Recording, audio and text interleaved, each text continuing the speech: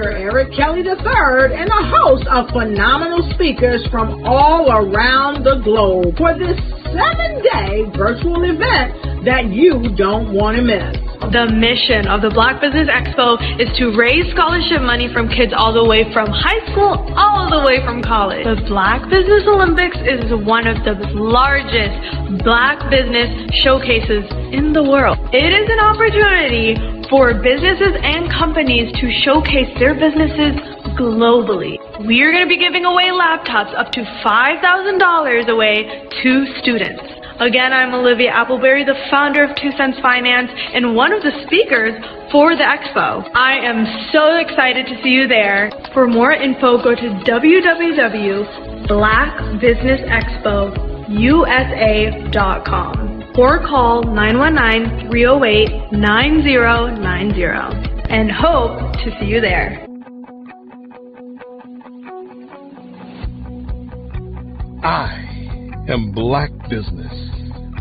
From the moment I wake until the time I sleep. Yes, I am Black Business. I am Black Business. Tell me, are you Black Business? I am Black Business. Do you support Black businesses? Listen, I support Black business because I am Black Business. Black Business Expo, one of the largest business showcases in the history of Black business in the world. The world! Sign up today at www.blackbusinessexpousa.com or call 919-308-9090. I am Black Business. I am Black Business. From the moment I wake until the time I sleep, I am Black Business. I am Black Business. Are you Black Business? I am Black Business. Do you support Black businesses? I support Black business because I am Black Business. Black Business Expo, one of the largest business showcases in the history of Black America in North Carolina. Join Dr. Eric Kelly III and a host of phenomenal speakers from all around the globe for this 7-day virtual event that you don't want to miss. The mission of the Black Business Expo is to raise scholarship money from kids all the way from high school all the way from college. The Black Business Olympics is one of the largest Black business showcases in the world. It is an opportunity for businesses and companies to showcase their businesses globally. We are going to be giving away laptops up to $5,000 away to students. Again, I'm Olivia Appleberry, the founder of 2 Cents Finance and one of the speakers for the expo. I am so excited to see you there. For more info, go to www.blackbusinessexpousa.com or call 919-308-9090 and hope to see you there. I am Black Business.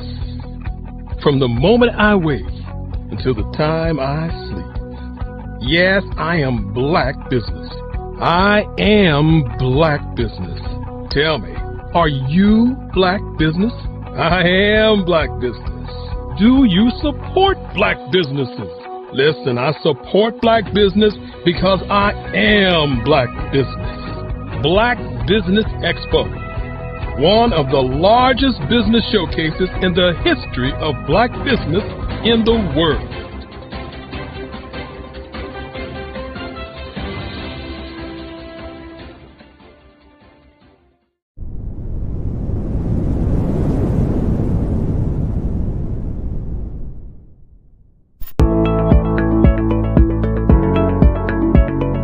Prepare for what's coming and dominate in economic winter.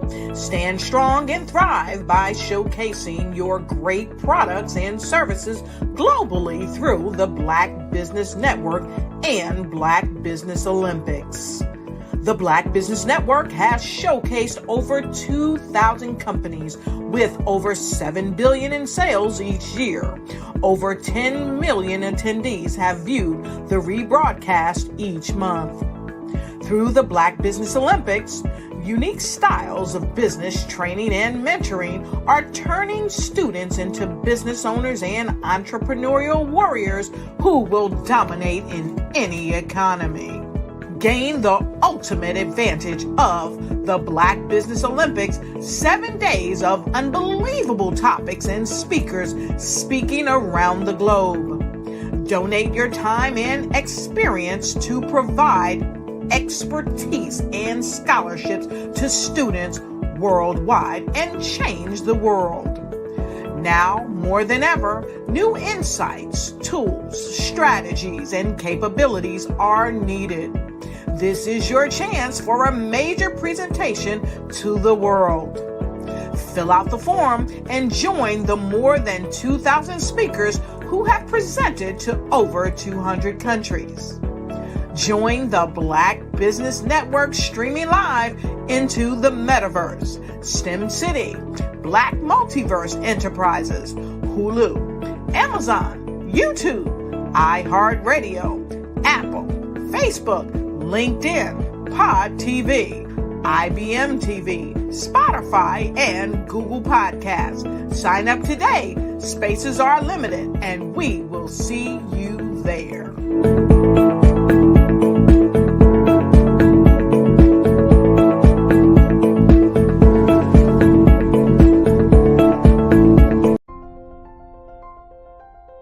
What if you could build your own city?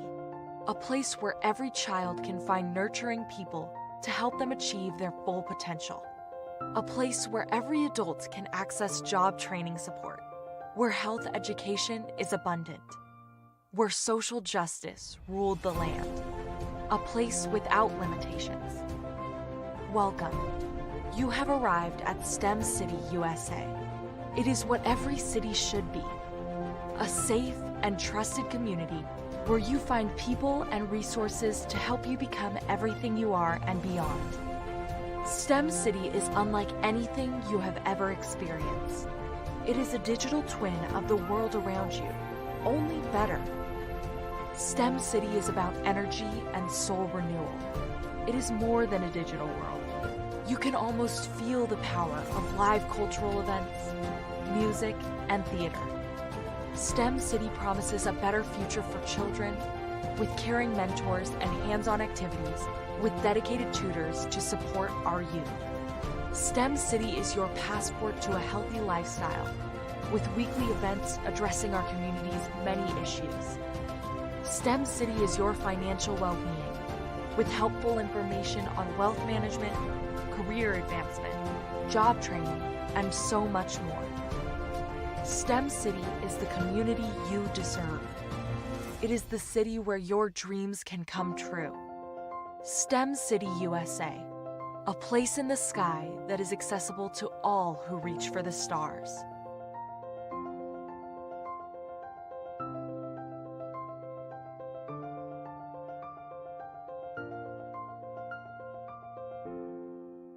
Artist to me is a creative expression of something from nothing. You know, it explodes onto the canvas, or it explodes on in my work. One of the things that I try to do more than anything is I try to just give the lines and the movements and emotions and expressions into what I do. Art really means to me a chance to express how I feel deep down inside. Most of my art begins as a thought that I might have, you know, whether it's sports, whether it's history, whether it's a woman or a man. It pretty much starts as an idea of thought before I get into the actual image of what I'm going to draw. I do a lot of historical pieces. I was a history minor in college, and I love to do history pieces. And a lot of times I'm thinking about history, and then I try to make that history impact you as you look at it. That's one of the reasons I do pictures so large. People ask me, why do I do pictures so big? And I tell them, I want the piece to impact them as they're looking at it. kind of dominate their space. And most of my pieces I try to do off page. I don't try to do anything that's going to be in those four corners or in a square. And I want your imagination to be a part of the piece that you're looking at. You are in the right place at the right time. The Black Business Network opens again for its Black Business Olympics, a 24/7 broadcast on business, strategies, global branding, social media marketing, finance, advertisement, and much, much more. Featuring the top, most powerful entrepreneurs and speakers and thought leaders from all around the world as they gather together for this phenomenal event.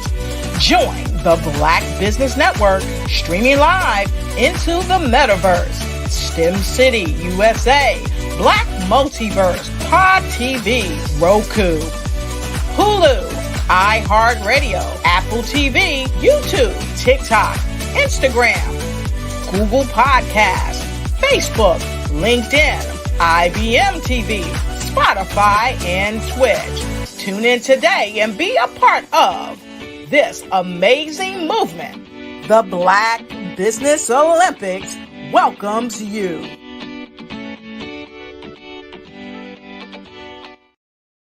The Black Business Expo's mission is to raise funds for high school seniors going to college or K-12 entrepreneurs.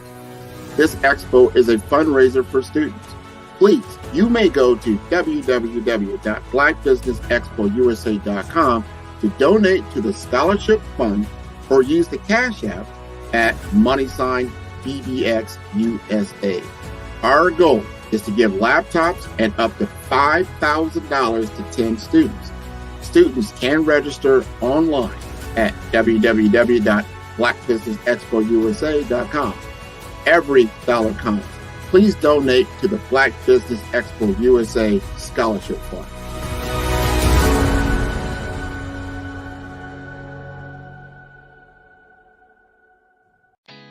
Did you know women represent just 3% of Fortune 500 CEOs and less than 15% of corporate executives at top companies worldwide?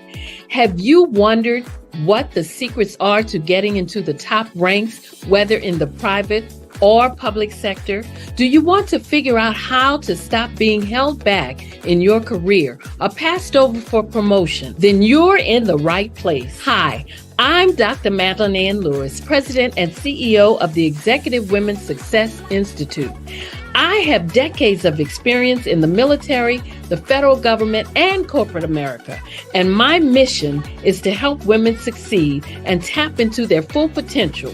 I want to reach 1 million+ women around the world to become the leaders they are meant to be. So if you want to move into a management or executive level position, or maybe you are a female veteran transitioning out of the military into business entrepreneurship, then reach out to the Executive Women's Success Institute at 301-693-3284. Let us get you on the fast track to success.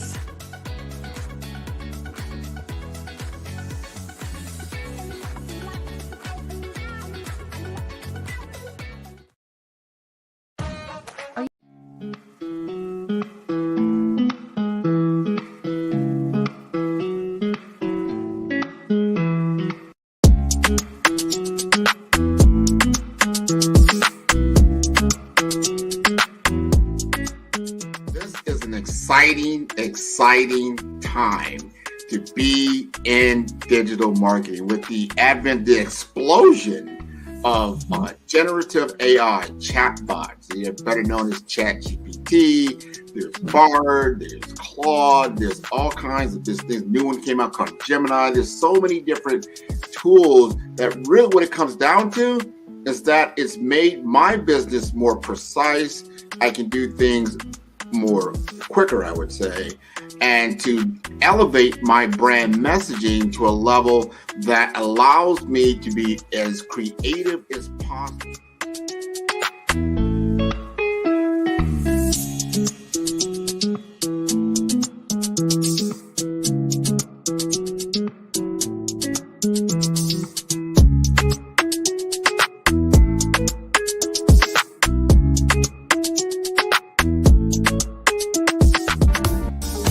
digital market economy is taking the world by storm, probably over the last decade or so, but is really escalating now in the advent of AI, because it is a game changer for a lot of businesses. It's not just all the big boys that can play in this space because of cloud computing, because of mobile computing, and now you have these tools at your disposal.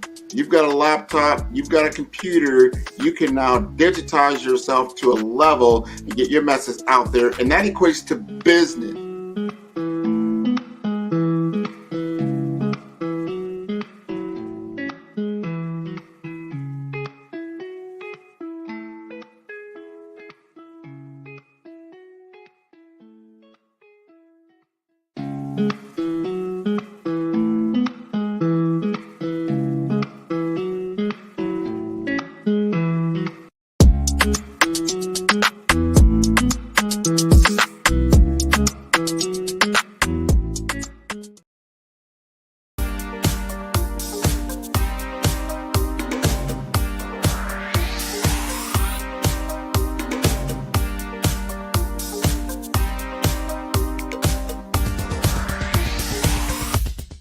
I grew up in Flint, Michigan during the 60s, and as a child, I can remember the civil rights movement.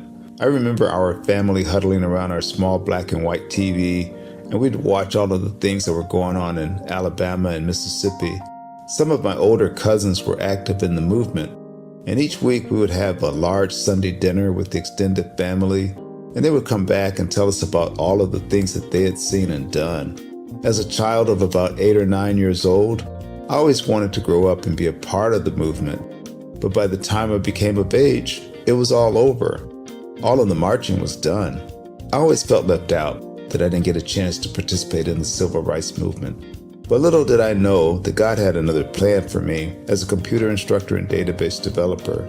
But even then, it bothered me that I didn't see many people of color in my classes. That is when journalist Dr. John Ray introduced me to Dr. Joel Dudley Sr. and Dr. Eunice Dudley of Dudley Products, who had been mentored by the millionaire S.B. Fuller. Through Dr. Dudley, I was introduced to Dr. Lafayette Jones, past Vice President of Marketing for John H. Johnson of Johnson Publishing, and his wife, Sandra Miller Jones, who was a Vice President at Quaker Oats, and together they created SMSI, a national marketing firm. Dr. George C. Frazier of FrazierNet and the Power Networking Conference, Dr. Jackie Mayfield of ComproTax, founder of the largest Black-owned income tax service, and even billionaire Michael B. Roberts. They all believe that the way to close the wealth gap is through entrepreneurship, because we as a people had to overcome slavery, and secondly, obtain our civil rights to be able to eat in any restaurant or stay at any hotel that we wanted. But the third piece is economic equality. And now I am also convinced that we must become entrepreneurs, and to do so we must embrace technology and a strategy of global networking. That is why I created Every.Black, to use my vast experience as a computer instructor to teach entrepreneurs how to use technology and artificial intelligence in business. Every.Black members are listed in our online website directory, promoted in our digital newsletter, on our social media, and on our podcast. And we also conduct weekly virtual mastermind meetings where we read positive books, learn from the experts, while networking with like-minded individuals from around the world, educating them about every aspect of becoming a successful entrepreneur. That is what Every.Black is all about. Just go to www.every.black to take the AI and tech classes you need, to register for our mastermind meetings, and to join the Every.Black family. Visit us at www.every.black and sign up today. Just go to every.black, every.black. No .com, no .net. Just every.black. .black is the new .com.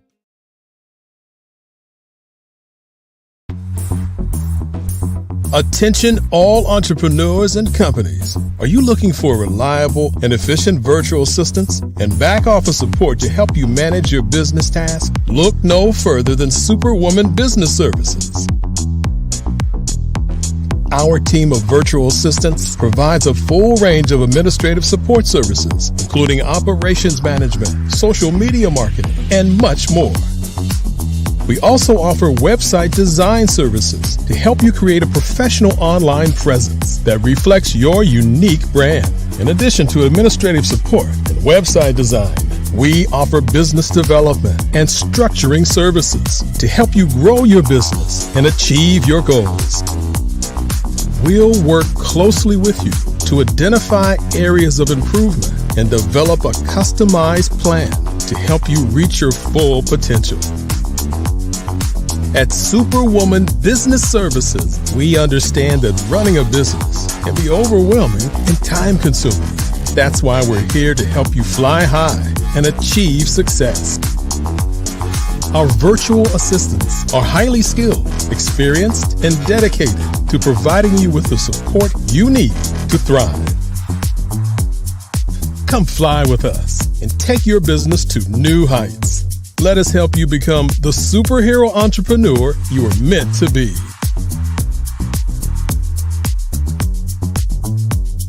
Contact Superwoman Business Services today to learn more about our back office support services. Come fly with us and take your business to new heights.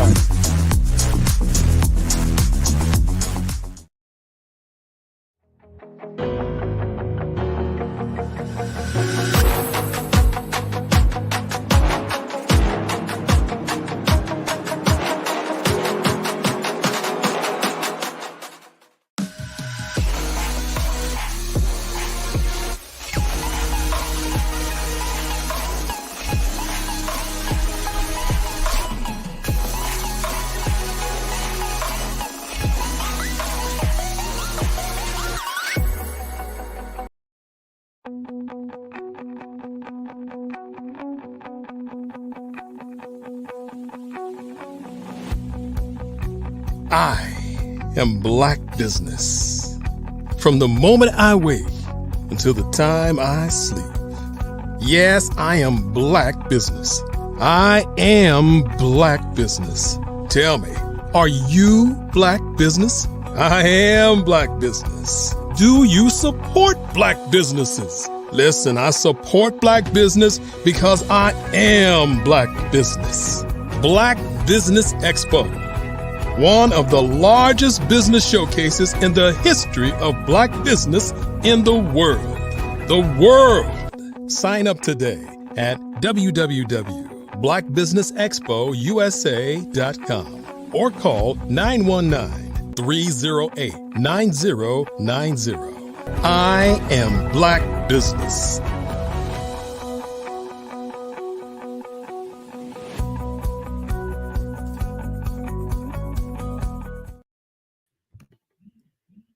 Good morning, business owners, entrepreneurs, thought leaders, and corporations.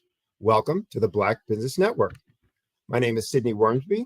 I am the founder and owner of a consulting practice for business growth, and I'm also your business moderator for this session on the Black Business Network. The Black Business Network is a 24-hour business network showcasing Black businesses, business owners, entrepreneurs, and thought leaders worldwide. We have speakers from North Carolina, from London, Singapore, from Africa, Japan, and cities all over the United States. The Black Business Network is a global community sharing its business knowledge to empower, to inspire, and to educate businesses about business. Our first speaker this morning is Mr. Alan Thornton.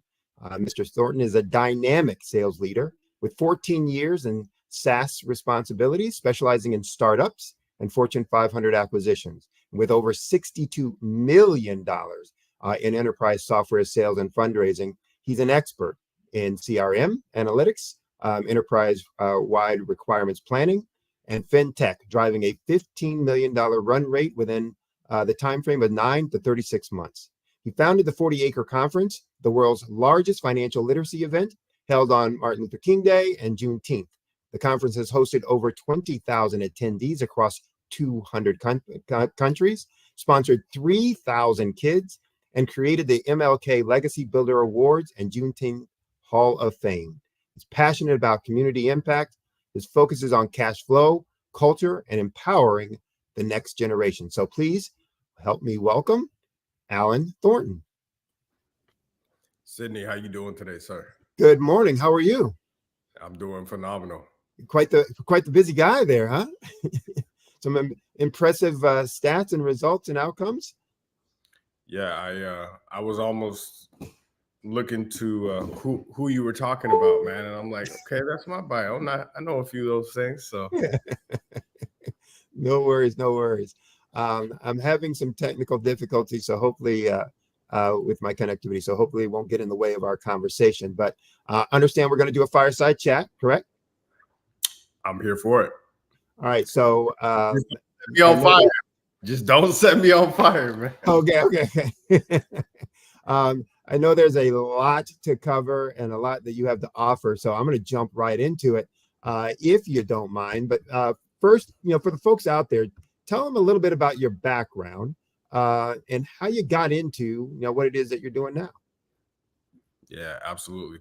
First and foremost, I want to thank Dr. Kelly and the Black Business Network for continuing to have me back. So it's like golf. If I can get one hit in that somebody can use, just like a scramble, it's a good day for me. So thank you for allowing me to be here. So my name is Alan Thornton. I am part of, I call it the best of both hustles. So my mom's from New York. My dad's from New Orleans. I grew up in Fort Bliss.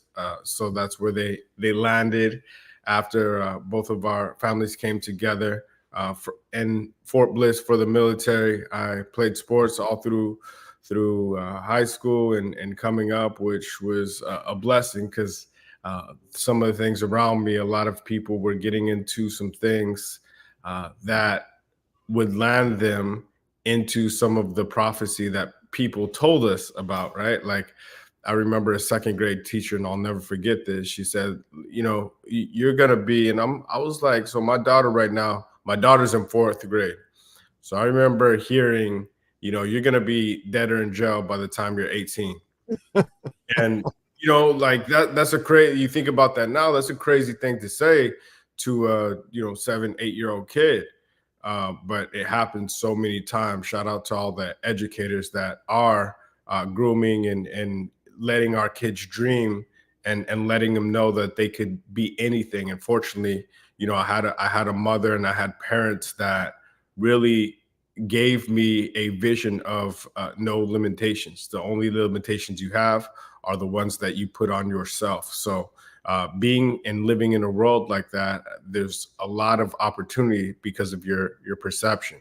So I rejected, that prophecy. However, when I looked back and kind of looking at when I did graduate from high school, I looked around and a lot of people around me, right, that I had grown up with were dead or in jail by the time I was 18. So fortunately, I kept busy. And the reason I'm going to put a pretty bow on this, the reason why that's important to me, playing sports and keeping your mind occupied.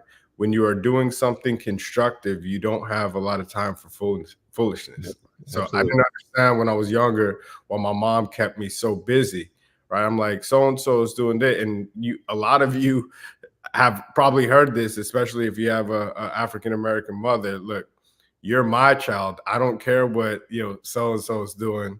You're my responsibility. And I took some of those same lessons and incorporate them into my own parenting strategy. So always got to give kudos to my mom. But after graduating, I went to school for a year at New Mexico State to play ball. It didn't work out the way I thought it would, right? And instead of just quitting, I ended up transferring to UTSA, where I became an intramural star, right? Like I got injured, but had a good time there. I played.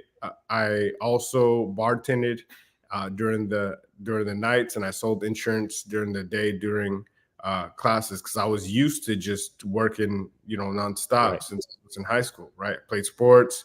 I worked at the grocery store till midnight, get up, go to practice. So that pace is something that I've always continued to do throughout the duration of my life. And when I graduated, we were doing a lot of things in real estate. We had a real estate development company when I was in college, and I got a few mentors. Unfortunately, every setback is not just a setback; it may be a setup for something bigger.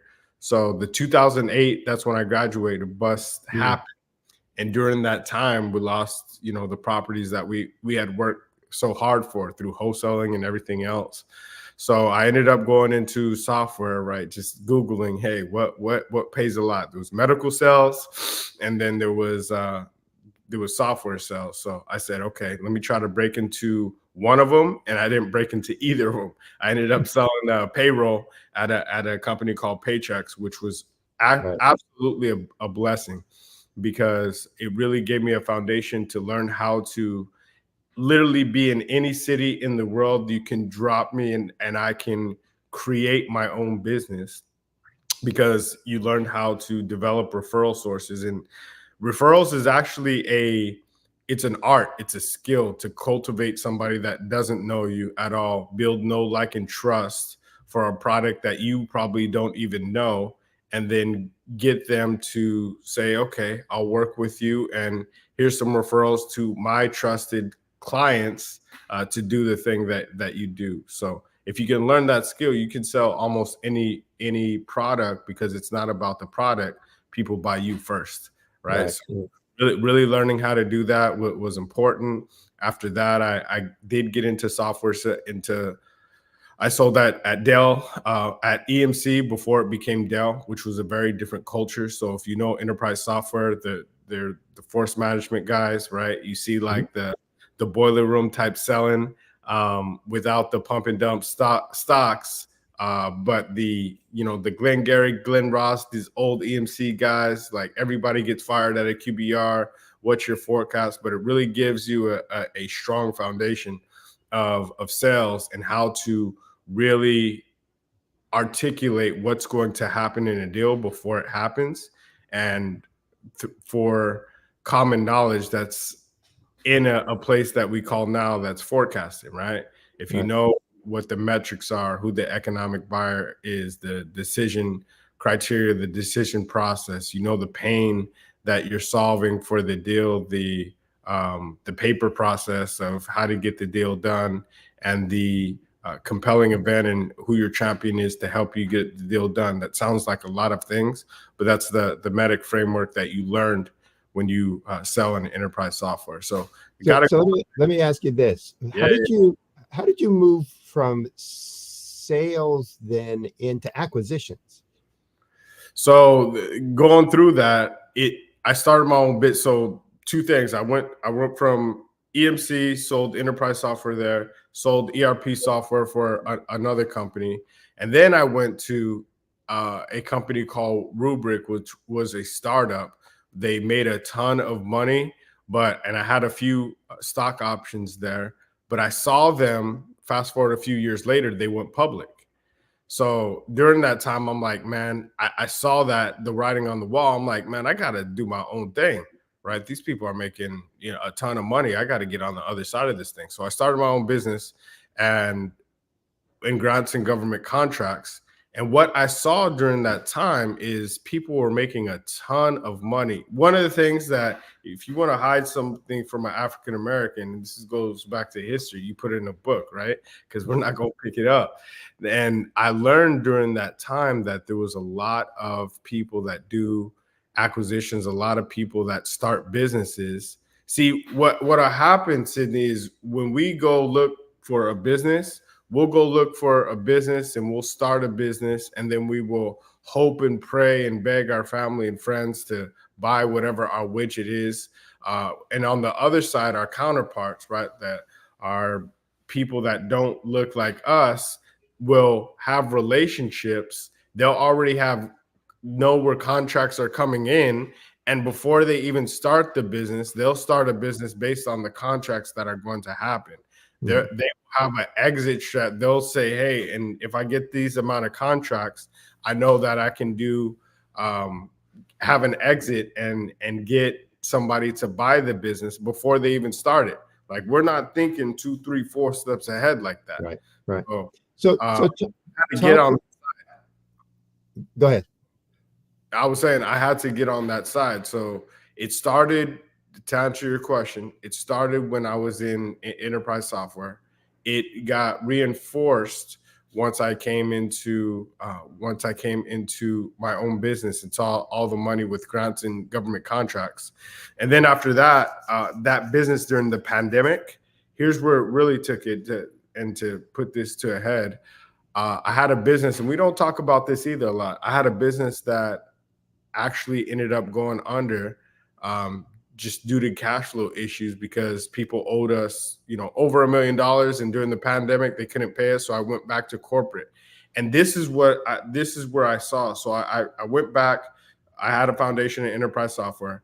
I was in at Salesforce in CRM analytics, and what I saw is I met a young lady that was on the other side, on the venture side. And they were buying companies, right? They were buying companies. They were doing things. They were investing in companies. So there was this new thing that was getting played around with called, AI, which a lot of people are scared of today. And I have a new book coming out called AI is the New Underground Railroad. Got to plug that. So one of the things is, this is the biggest transfer of wealth that's going to happen in our lifetime, in our existence. We talk about the 400 years. AI is the new Underground Railroad. And there's going to be a lot of taking everything that I just said in one breath, right? Having a contract before you even start a business, being able to optimize that business for a certain valuation, and being able to have an exit strategy of who to sell it to before you even start it is going to be huge. And you're going to see a lot of consolidation of AI companies happening over the next few years. So we built a community. I'm at another startup right now of over 7 million followers in less than 13 months. So it's the largest in the world, and our goal is not only to educate people on new AI technologies, but also start a fund to do things to boost them up, and to ultimately, acquire them, package them up, and put them in other companies. So with all of that experience on the kind of the analytics side, the acquisition, background, or kind of behind the scenes look, et cetera. Talk about what you've seen on the growth side. So for companies looking to scale through acquisition, because you can scale organically and just, do more of what you're doing now, or you can look for synergies through acquisition, et cetera. Talk about some of the biggest mistakes you think companies make, or the biggest things they don't see and identify when they're looking to scale through acquisition. Yeah. So right now, acquisition, I would toss the word acquisition right now. And the only thing people should be acquiring right now is AI technology, right? New AI technology, because that'll boost what you do 10, 100, even 1,000-fold, right? In different areas and different functions of your business. And what you really figure out what is going to bring your business the biggest ROI, then you can either acquire a technology that you have a significant spend in, or you can, adopt it and build yourself, which takes longer. But that's the biggest thing. Adopt some type of AI technology, and then go acquire a player that does it. If you're a big enough business, or partner and do a merger. But AI, like, if you're not talking AI, forget everything else, right? Because there's going to be companies. We saw this back in early 2008 when I was in college. The coolest thing, right? You come out, you get a fresh suit, and you have a BlackBerry. 2 years later, BlackBerry's gone. They own 90% of the corporate market. And Apple came out and they said, look, we have these new apps and everything. Look, Blockbuster, when I was a kid, Blockbuster used to own that market. And then Netflix, they changed the game.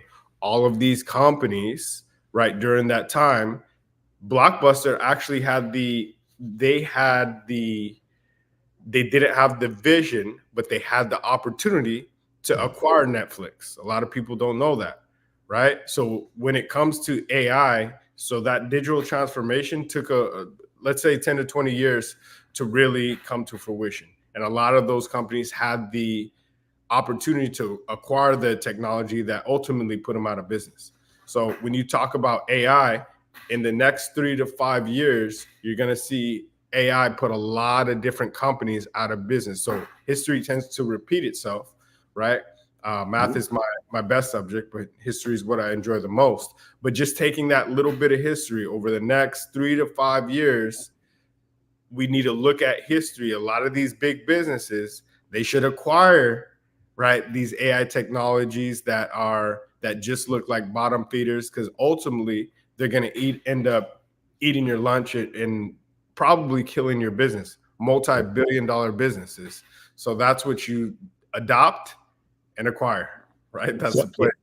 So it sounds like you're saying adapting new technologies to your business model so that you can really take advantage of, move forward with, and be the disruptor versus being disrupted. 100%. You have to, otherwise you're going to be on the other side looking through the bars saying, man, how do I get out of here? Right. And you got to participate in your own survival. So talk about the 40-acre conference. It sounds like a very unique opportunity and thing that you've created there. Talk about what impact it has had, and then talk about what motivated you to launch it and kick it off.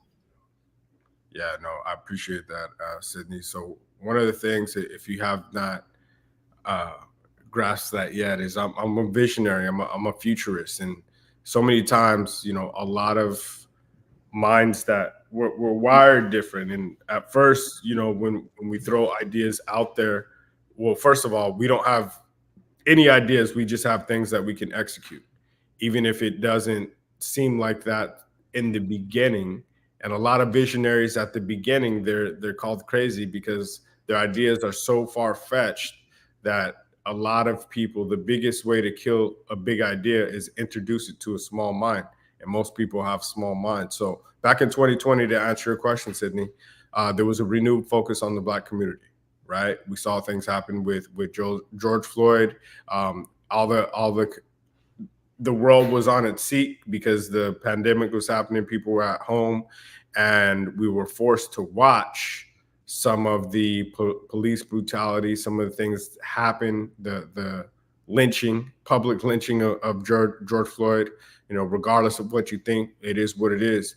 But once you see that, it's like, what are we going to do about it? And like, companies were forced to do something, and then people were raising their hand, right? Okay, what are we going to do? Well, I'll give $1 million. I'll give $100 million. I'll give $500 million. I'll give $1 billion. And we tallied all of that up because we were raising money at that time for different organizations. And it came up to the tune of about $300 billion, right? That they said that they were going to put into the Black community. Now, I'm looking at this, and like I said, math is my best subject. History is what I enjoy the most. And there was a thing called 40 Acres and a Mule that happened, right, about 200 years before that, with the same type of promises. Oh, man, some really bad things have happened to the Black community during slavery. I want to give this, and we're going to give all these acres, and we're going to give you a mule and happen. So I'm thinking in my head, this is not going to happen, right? They're going to put a bunch of people in positions to try to make this happen. They're going to blame it on them. And ultimately, that's going to get swept under the rug, right? And this is in 2020.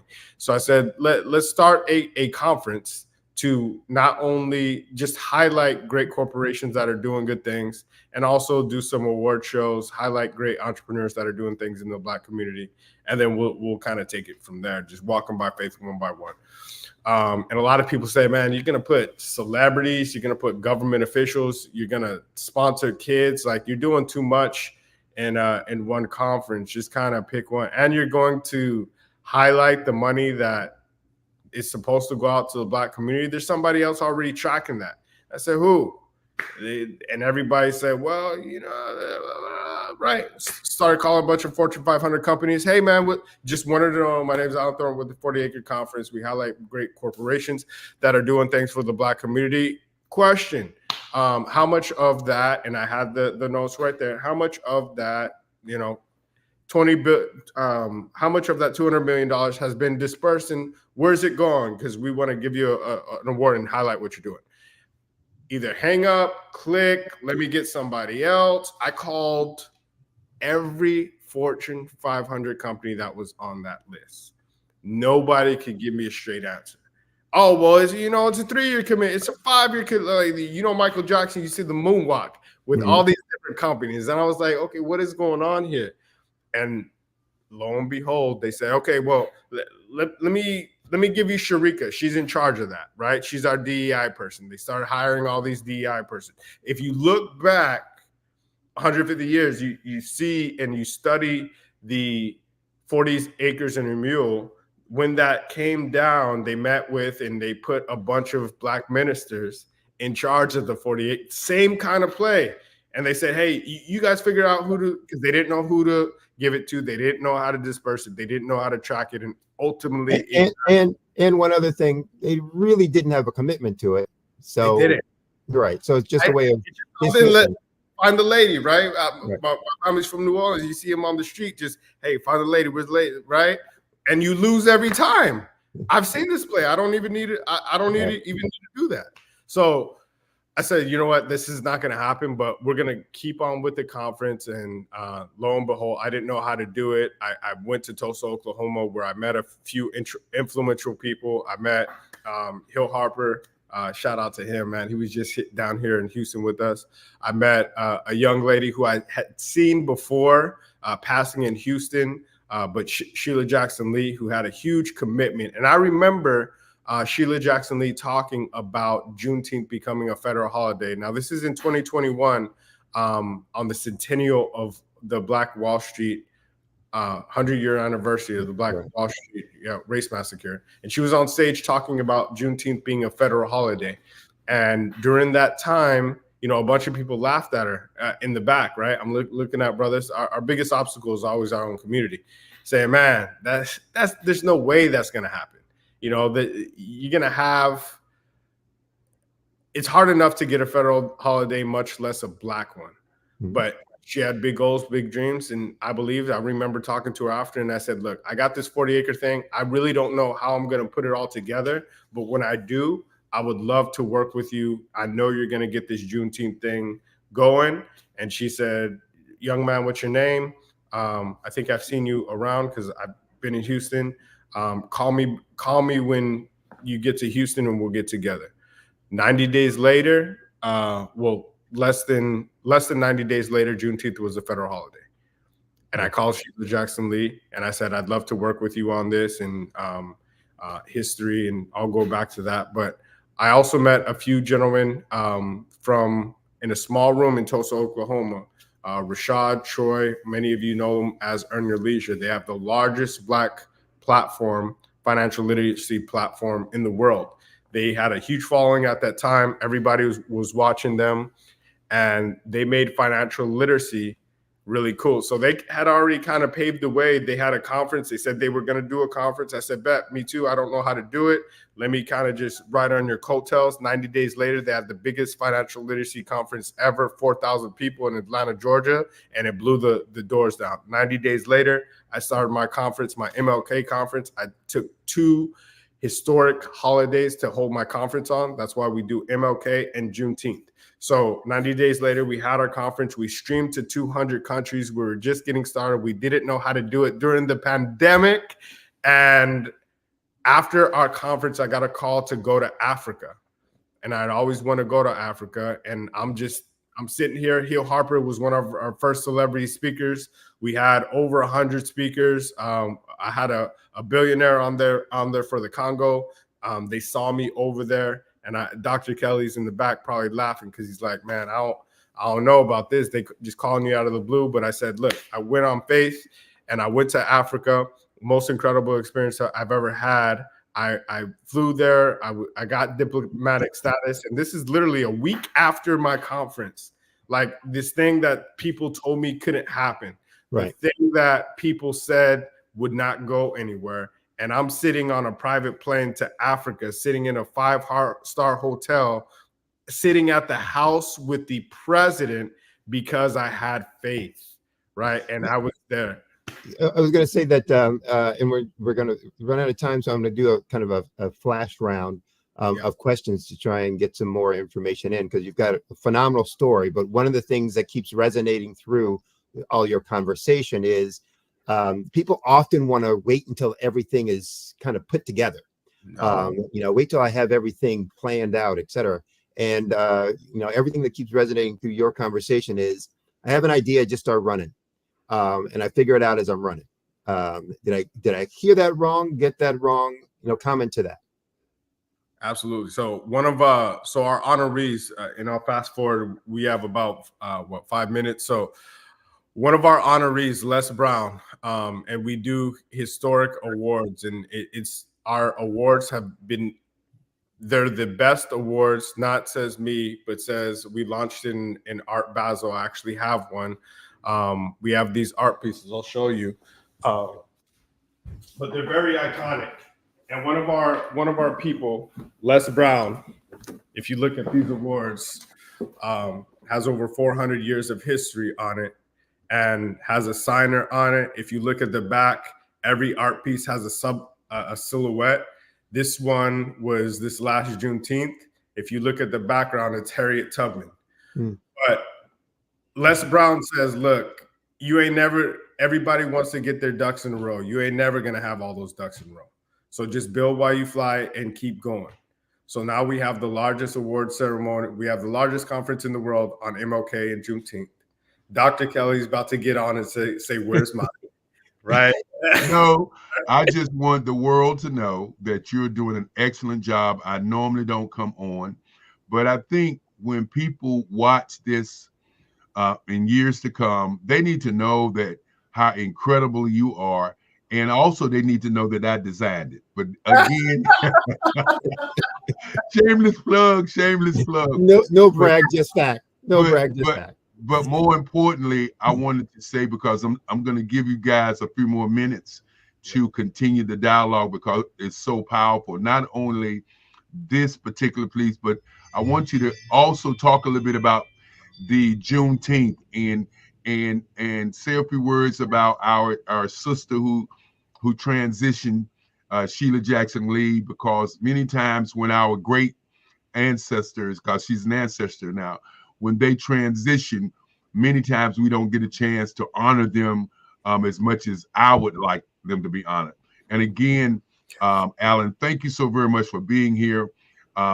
We truly appreciate your dedication to the Black Business Hall of Fame that we have in store for everybody around the world. Thanks again. Absolutely. So I think Dr. Kelly just gave us about 10 more minutes on the clock, I believe. So yeah, through that expeditiously. But you talk about not having your ducks in a row, and I appreciate Dr. Kelly, because there's so many times where we hit those obstacles and we're like, man, I don't know what the next step is. But if you just have faith, I remember sitting there and it's a pandemic, and I had this great conference planned and everything's getting shut down, and I'm just praying about it, thinking, how am I going to get through this? And Dr. Kelly one day literally shows up and says, hey, young man, you need some help? And I'm like, man, where'd you come from? Yeah, I need some help. Spent 8 hours with me. Literally, I don't even know how we stayed on the phone this long, on a Zoom, and kind of helped me map out what we can do, because I'd never really virtual, I'd done Zooms, but I'd never done a whole like hybrid conference virtual, and we got it happen. And that's one of the reasons I got to Africa, right? Because we streamed it on the platform and everything. But during that time, every conference, so this is going to be our 7th conference, and I'll just give you the cliff notes of incredible things that happened. Our first conference, we were able to get celebrities, government officials. We had an incredible fashion show. We started things out. And then we got flown to Africa after that. Our second conference, we did a conference at the largest venue in the city. most iconic venue during Juneteenth. It was absolutely phenomenal. We had sponsors like Jordan come through, gave out a bunch of Jordans. And during all this time, every giveaway, everything that we've done, because we sponsor 500 kids, my community is telling me things that aren't going to happen. I'm telling people, hey, we're going to give away $10,000 worth of Jordans. I'm getting hate mail from my own community saying, you scamming, why you getting people to buy tickets? You're not going to do this. And then I show pictures, me with the kids. Oh, well, you should have gave out more. You should have, like, right? Like, you can't worry about, because there's always going to be noise. The next conference, MLK, we started our golf tournament. I don't even golf. People are like, how you going to do a golf tournament when you don't even golf? And I said, let me show you, right? Right. What's that got to do? It's an event. I can plan an event. So it's crazy. I didn't say I was going to win the golf tournament. I just said I was going to put one on. Just going to put it on. Right. But there's always going to be, and I say that to say, if you're getting frictions, dogs don't bark at parked cars. If you're moving, you're going to get some friction. People are going to go against you, no matter how good or what you're doing. People are going to hate. So that next one, MLK 2023, I had Earn Your Leisure come down, 19 Keys. We rented out a whole theater. I told people we were going to rent out a whole theater, and I didn't have the money to do it. Right. And then we did it. I told them I'm going to do that, and I'm going to do a golf tournament. They're like, who are you? You ain't even got that kind of money. You're going to rent a theater. That's never been done for a Black award show, blah, blah, blah, yada, yada. And we did all of it. So once you start to get a reputation for execution, even if people don't see it on the other side, things will start to happen. And I said, let's dream bigger. We started with Sheila Jackson Lee, the Juneteenth Hall of Fame. So we started honoring people in the Juneteenth Hall of Fame.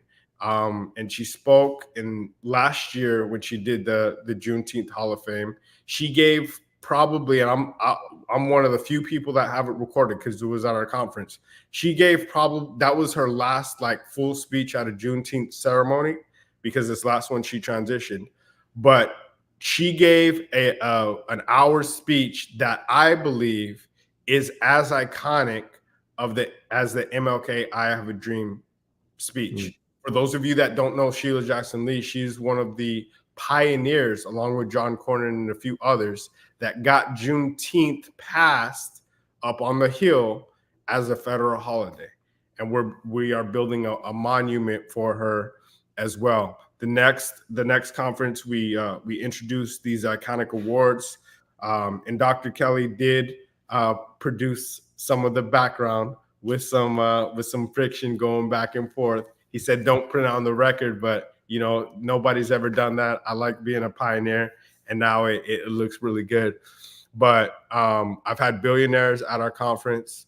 I've had celebrities. I've had politicians. Everything that we said we were going to do.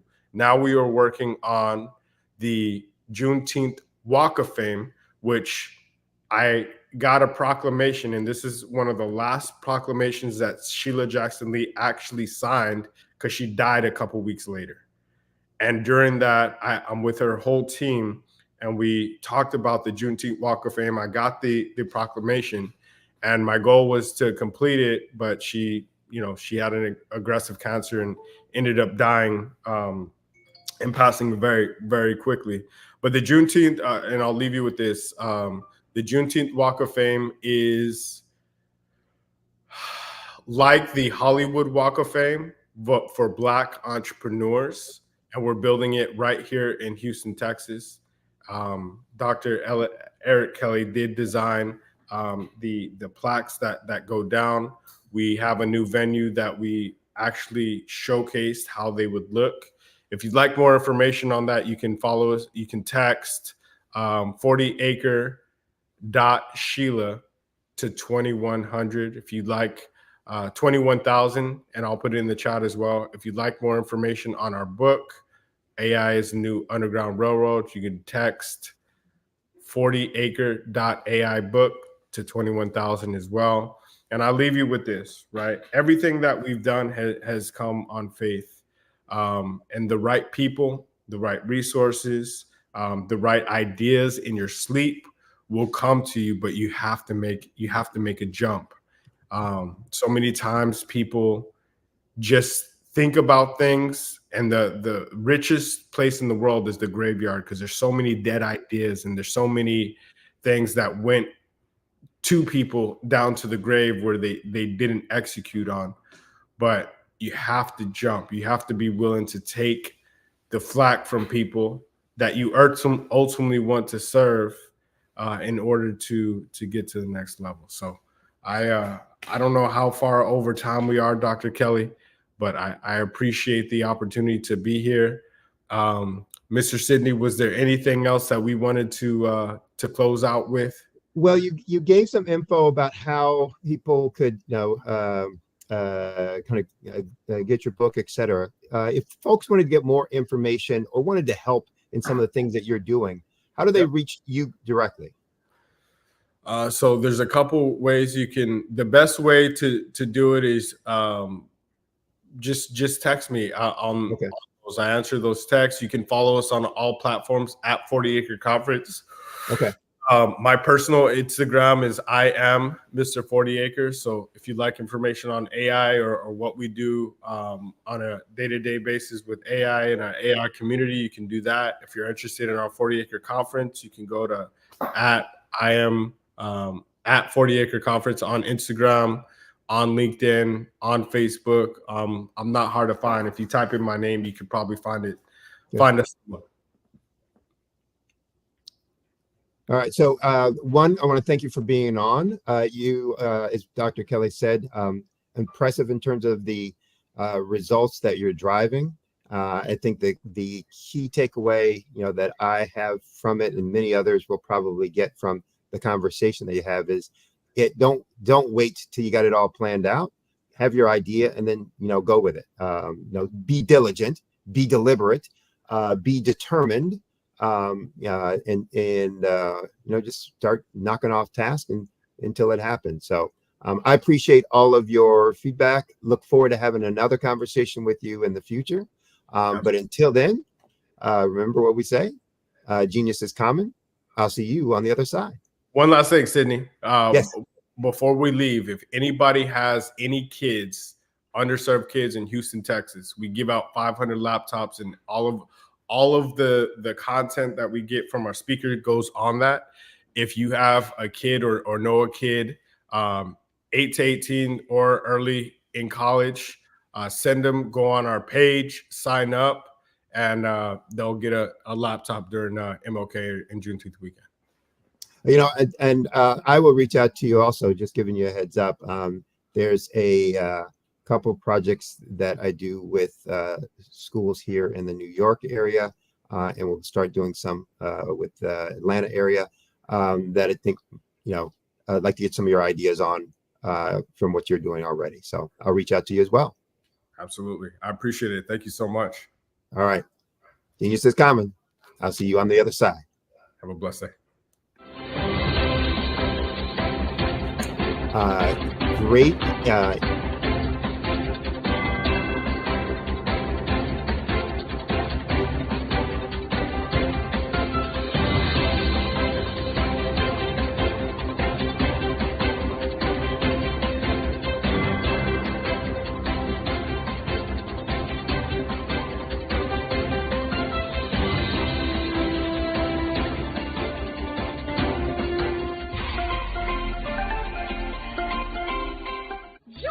Dr. Eric Kelly III and a host of phenomenal speakers from all around the globe for this 7-day virtual event that you don't want to miss.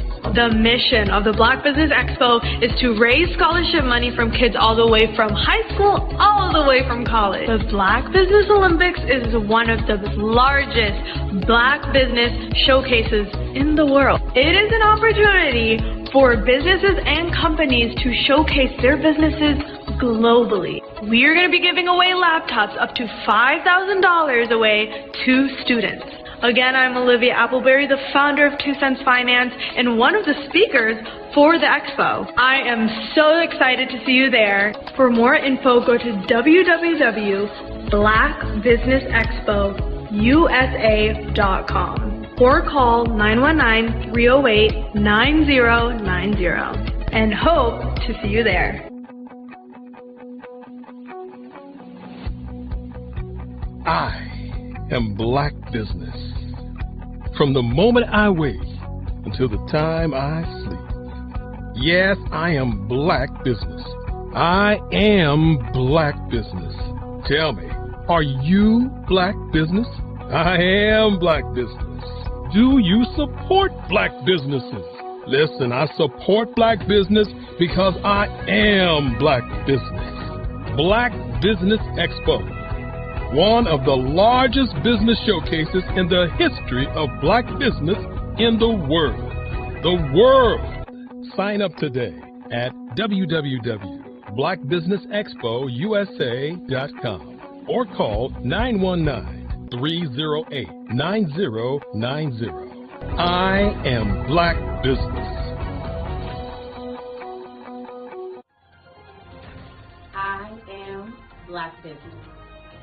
From the moment I wake until the time I sleep, I am Black Business. I am Black Business.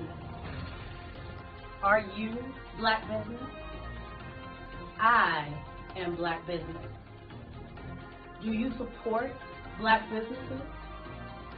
I support Black business because I am Black Business.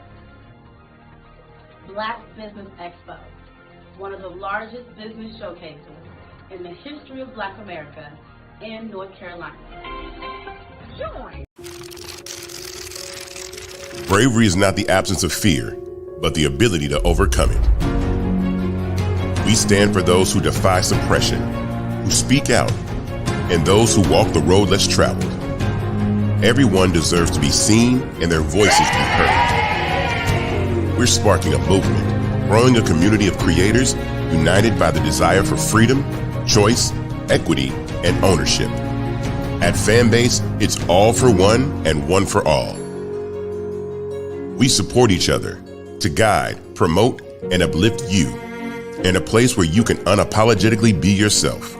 A place where your voice, ideas, and creativity are not just welcomed, but celebrated. We are Black founded, minority funded, and supported by a diverse, inclusive, powerful community that believes in the strength of authenticity and individual choice. Regardless of success or background, we welcome you, the marginalized, the underappreciated, the successful, the superstar. We're for all who seek a space to express themselves freely, where they are rewarded for being their authentic, true self. We transcend labels because only we have the right to define ourselves. We are built for the brave, the culture, the creators, and for the future where everyone has a power to shape their own destiny, where all are empowered, voices are amplified, and freedom is embraced. For the first time, you have a chance to own the platform you helped make popular. It's a revolution, a movement in how we connect, create, and share. Everyone is a creator, and everyone has a fan base. Here, you can be you without limits.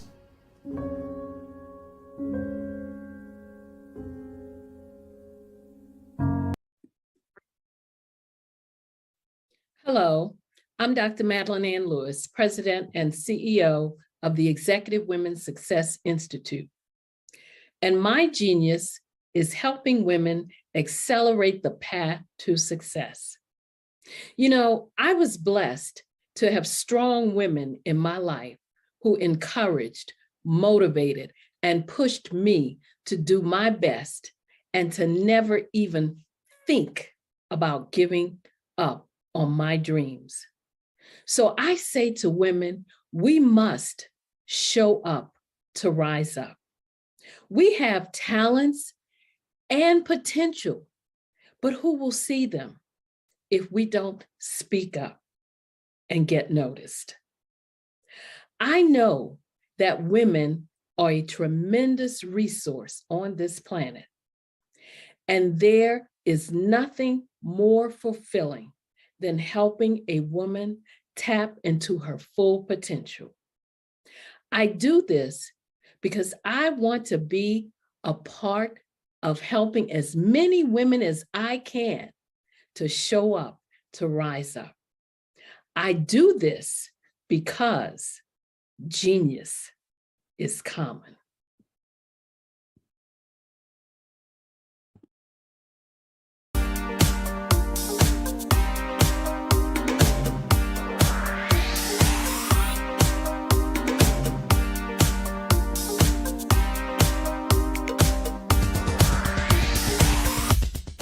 I grew up in Flint, Michigan during the 60s, and as a child, I can remember the civil rights movement. I remember our family huddling around our small black and white TV, and we'd watch all of the things that were going on in Alabama and Mississippi. Some of my older cousins were active in the movement, and each week we would have a large Sunday dinner with the extended family, and they would come back and tell us about all of the things that they had seen and done. As a child of about 8 or 9 years old, I always wanted to grow up and be a part of the movement, but by the time I became of age, it was all over. All of the marching was done. I always felt left out, that I didn't get a chance to participate in the civil rights movement. But little did I know that God had another plan for me as a computer instructor and database developer. But even then, it bothered me that I didn't see many people of color in my classes. That is when journalist Dr. John Ray introduced me to Dr. Joel Dudley Sr. and Dr. Eunice Dudley of Dudley Products, who had been mentored by the millionaire S.B. Fuller. Through Dr. Dudley, I was introduced to Dr. Lafayette Jones, past Vice President of Marketing for John H. Johnson of Johnson Publishing, and his wife, Sandra Miller Jones, who was a Vice President at Quaker Oats, and together they created SMSI, a national marketing firm. Dr. George C. Frazier of FrazierNet and the Power Networking Conference, Dr. Jackie Mayfield of ComproTax, founder of the largest Black-owned income tax service, and even billionaire Michael B. Roberts. They all believe that the way to close the wealth gap is through entrepreneurship, because we as a people had to overcome slavery, and secondly, obtain our civil rights to be able to eat in any restaurant or stay at any hotel that we wanted. But the third piece is economic equality. And now I am also convinced that we must become entrepreneurs, and to do so we must embrace technology and a strategy of global networking. That is why I created Every.Black, to use my vast experience as a computer instructor to teach entrepreneurs how to use technology and artificial intelligence in business. Every.Black members are listed in our online website directory, promoted in our digital newsletter, on our social media, and on our podcast. And we also conduct weekly virtual mastermind meetings where we read positive books, learn from the experts, while networking with like-minded individuals from around the world, educating them about every aspect of becoming a successful entrepreneur. That is what Every.Black is all about. Just go to www.every.black to take the AI and tech classes you need, to register for our mastermind meetings, and to join the Every.Black family. Visit us at www.every.black and sign up today. Just go to every.black, every.black. No .com, no .net, just every.black. .black is the new .com.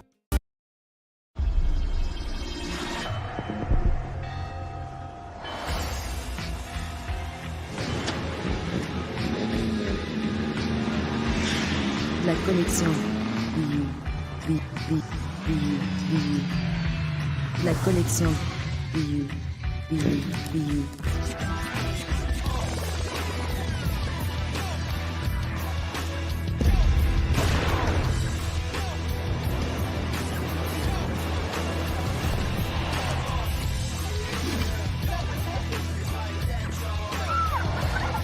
In a world obsessed with the cult of celebrity, I challenge you not to aspire to anyone else's greatness, but instead strive to reveal and ignite the greatness within you. Are you serious? I totally think that that's it. Hey. No! Hey! To me, Sexy is a man that knows who he is and what he wants. He's comfortable. You look at him, you see him, he's just comfortable being himself. And you're like, baby, be you. Be you, baby. Just be you. I like it. Introducing the BU collection, exclusively available at K&G Fashion Superstore. 5-Star BDM, Brand Development Masters, is a professional consulting and advisory group keenly focused on business development services for the small to mid-sized business and entrepreneurs. Although every business is unique, they often share business development challenges that can be addressed through smart branding. Services include process improvement and operations, digital strategy and transformation, business intelligence, digital marketing, and personal branding. Our business and personal branding company has helped a number of professionals and organizations to optimize and grow. This results in more business, more opportunities, better reach, positive outcomes. Visit www.5starbdm.com today to learn more.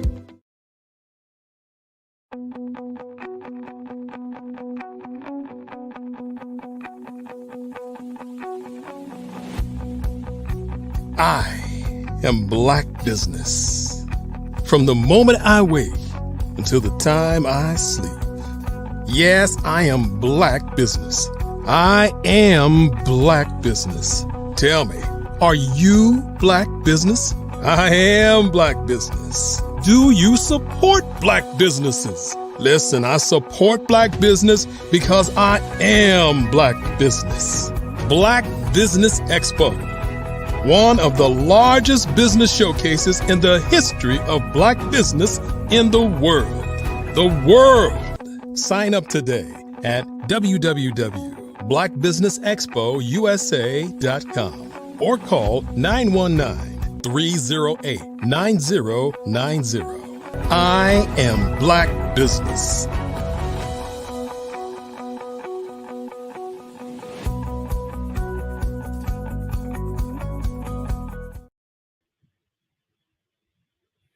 Good day, business owners, entrepreneurs, thought leaders, and corporations. Welcome to the Black Business Network. My name is Sidney Wormsby. I'm owner and founder of Uertes Decus, a business growth practice, consulting practice, and I'm your business moderator for this session of the Black Business Network. The Black Business Network is a 24-hour business network showcasing Black businesses, business owners, entrepreneurs, and thought leaders worldwide. We have speakers from all over, from North Carolina, from London, from Singapore, Africa, Japan, and cities all over the United States. The Black Business Network is a global community sharing its business knowledge to empower, to inspire, and to educate businesses about business.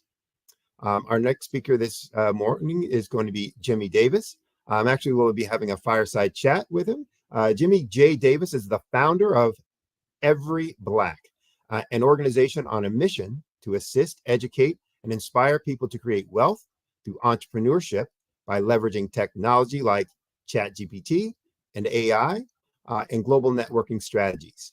He believes closing the economic gap requires embracing both entrepreneurship and technology. So through computer classes, Black entrepreneurs learn essential skills, including AI, digital marketing, podcasting, and more, with ongoing support and flexible classes. Additionally, Mr. Davis co-founded the Black AI Consortium to empower the global African diaspora through AI innovation. He also hosts the Black AI Consortium podcast and leads Every Black Entrepreneur Podcast Network. So please help me welcome to the Black Business Expo, Mr. Jimmy Davis. Hello.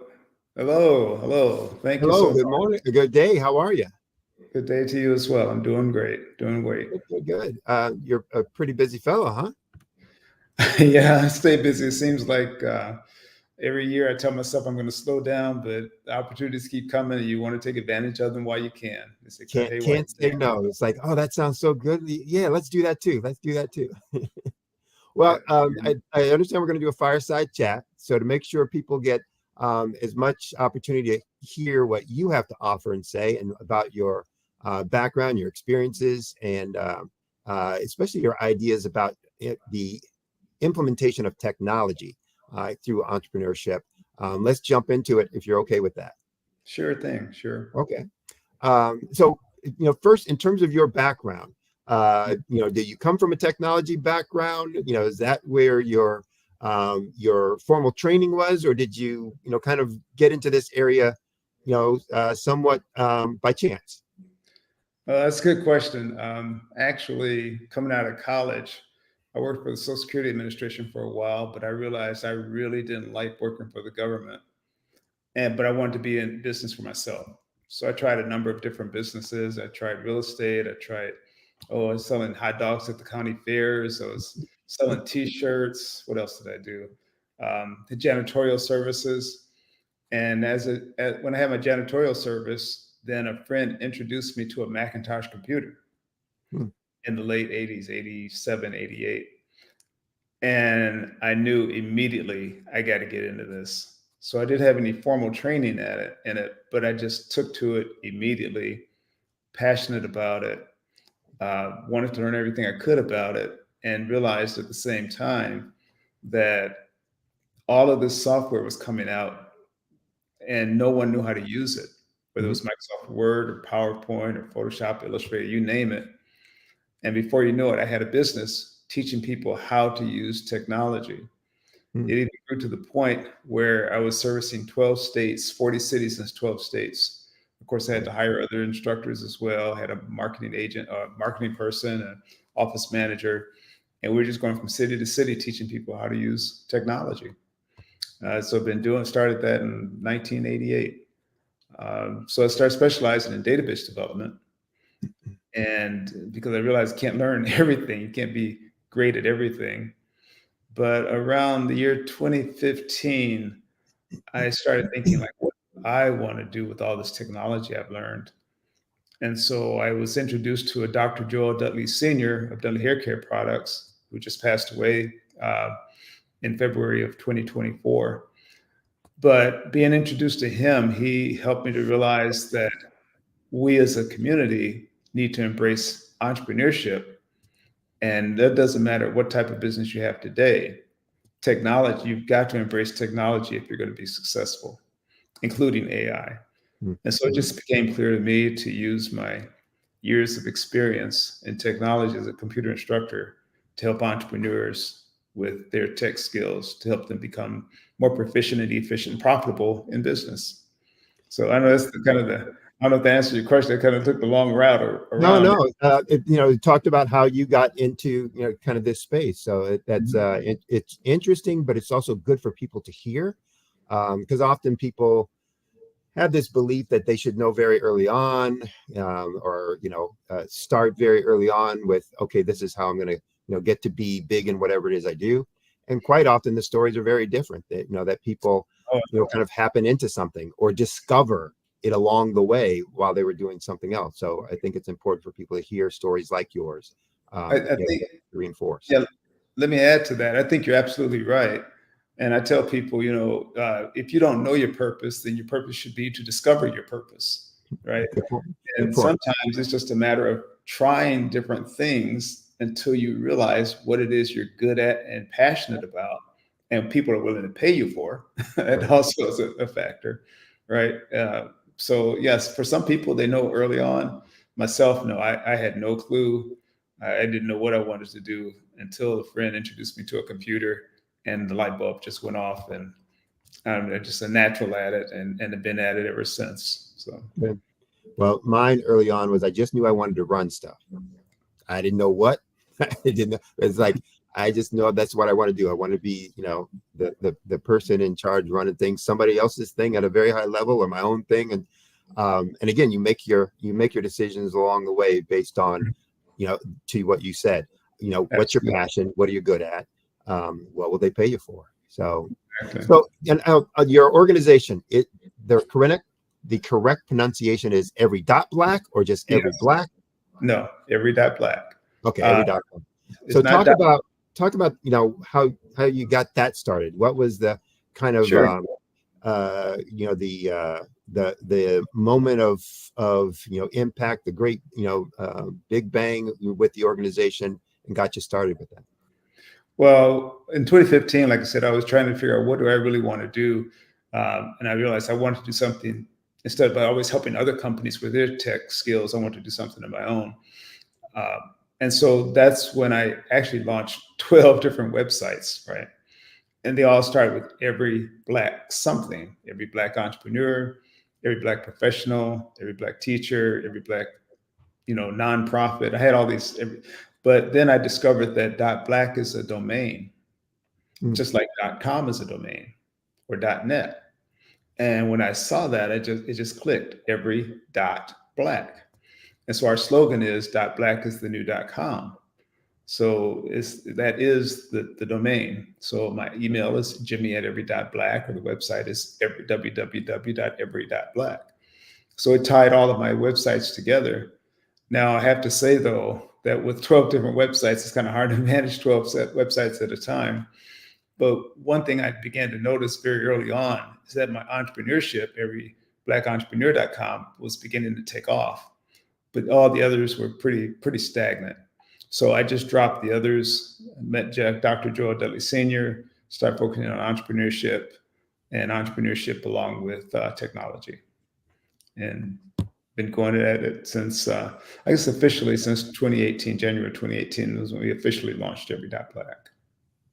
Okay. Had a little technical glitch there. So talk a little bit about kind of the impact that you want to have with that, the values that you use within the mission of your organization, that keeps you centered and keep you grounded on what you're trying to do with the organization. Well, a couple of things that we do. We have weekly, what we call mastermind meetings. And these meetings literally have been going on for 90 years. They were started by an entrepreneur by the name of S.B. Fuller, who mentored Joel Dudley.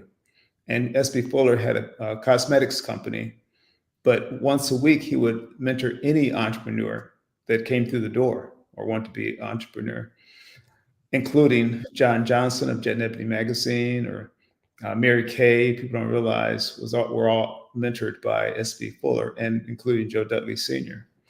Well, Joe Dudley Sr. continued those meetings after S.B. Fuller passed away. And he continued those meetings after S.B. Fuller passed away.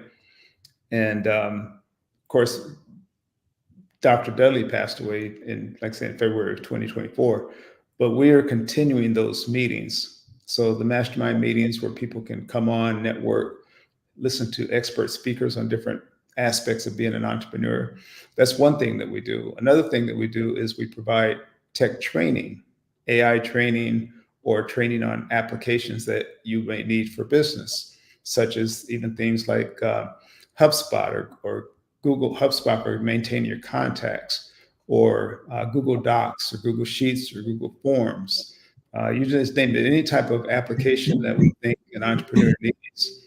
If we don't provide it, we will, or how to set up your own online store, all those things, wherever the demand is, we teach people how to do that for their business. And of course, the big thing right now is AI. We do a lot of AI training.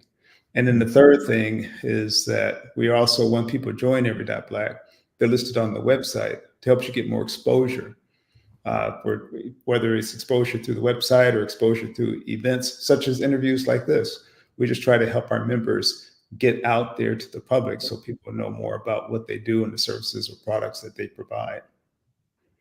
So your organization, it focuses on two things that usually scare the bejeebies out of folks. Entrepreneurship, so running their own thing, and technology. And you're taking both of those and you're putting them together, for your business model. So talk a little, and let's take them separate. First, talk about the importance that you see for entrepreneurship in terms of self-actualization, generational wealth, and especially for us in the Black diaspora, the Black community, that maybe hasn't always felt that, that was the place for us?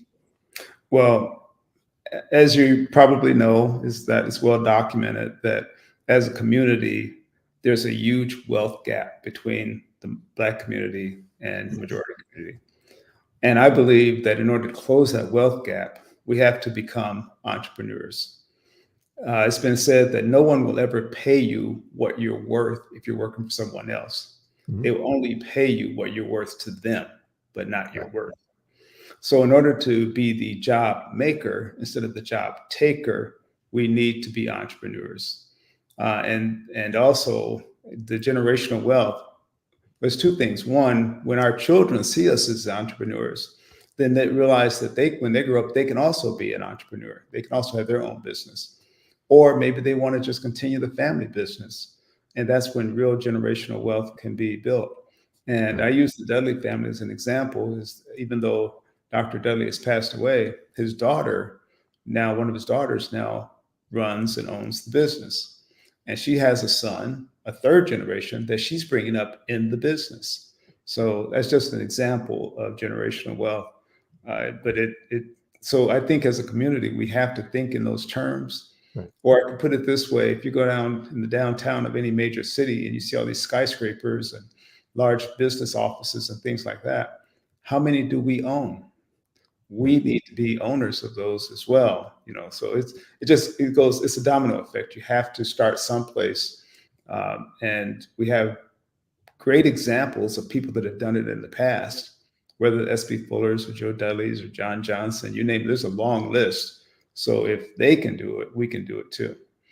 So and I think the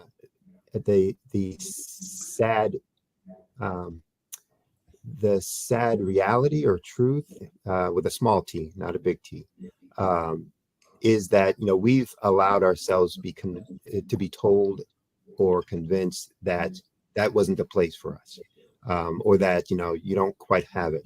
And even though we've had great examples, great role models, to show differently in the past, we sometimes forget how strong the Black entrepreneur community was through many decades, the late 1800s, the early 1900s, really through about the 1950s. So it was only after some other things socially that that got to be more of a struggle. But I digress into history.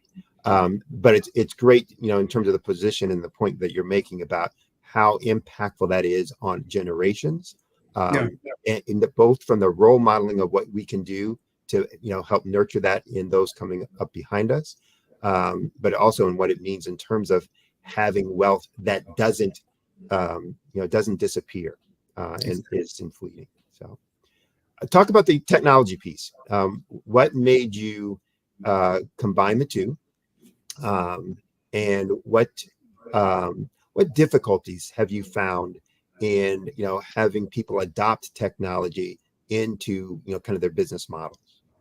Well, again, I believe that it doesn't matter what type of business you're in today. You have to embrace technology to be ahead of the curve.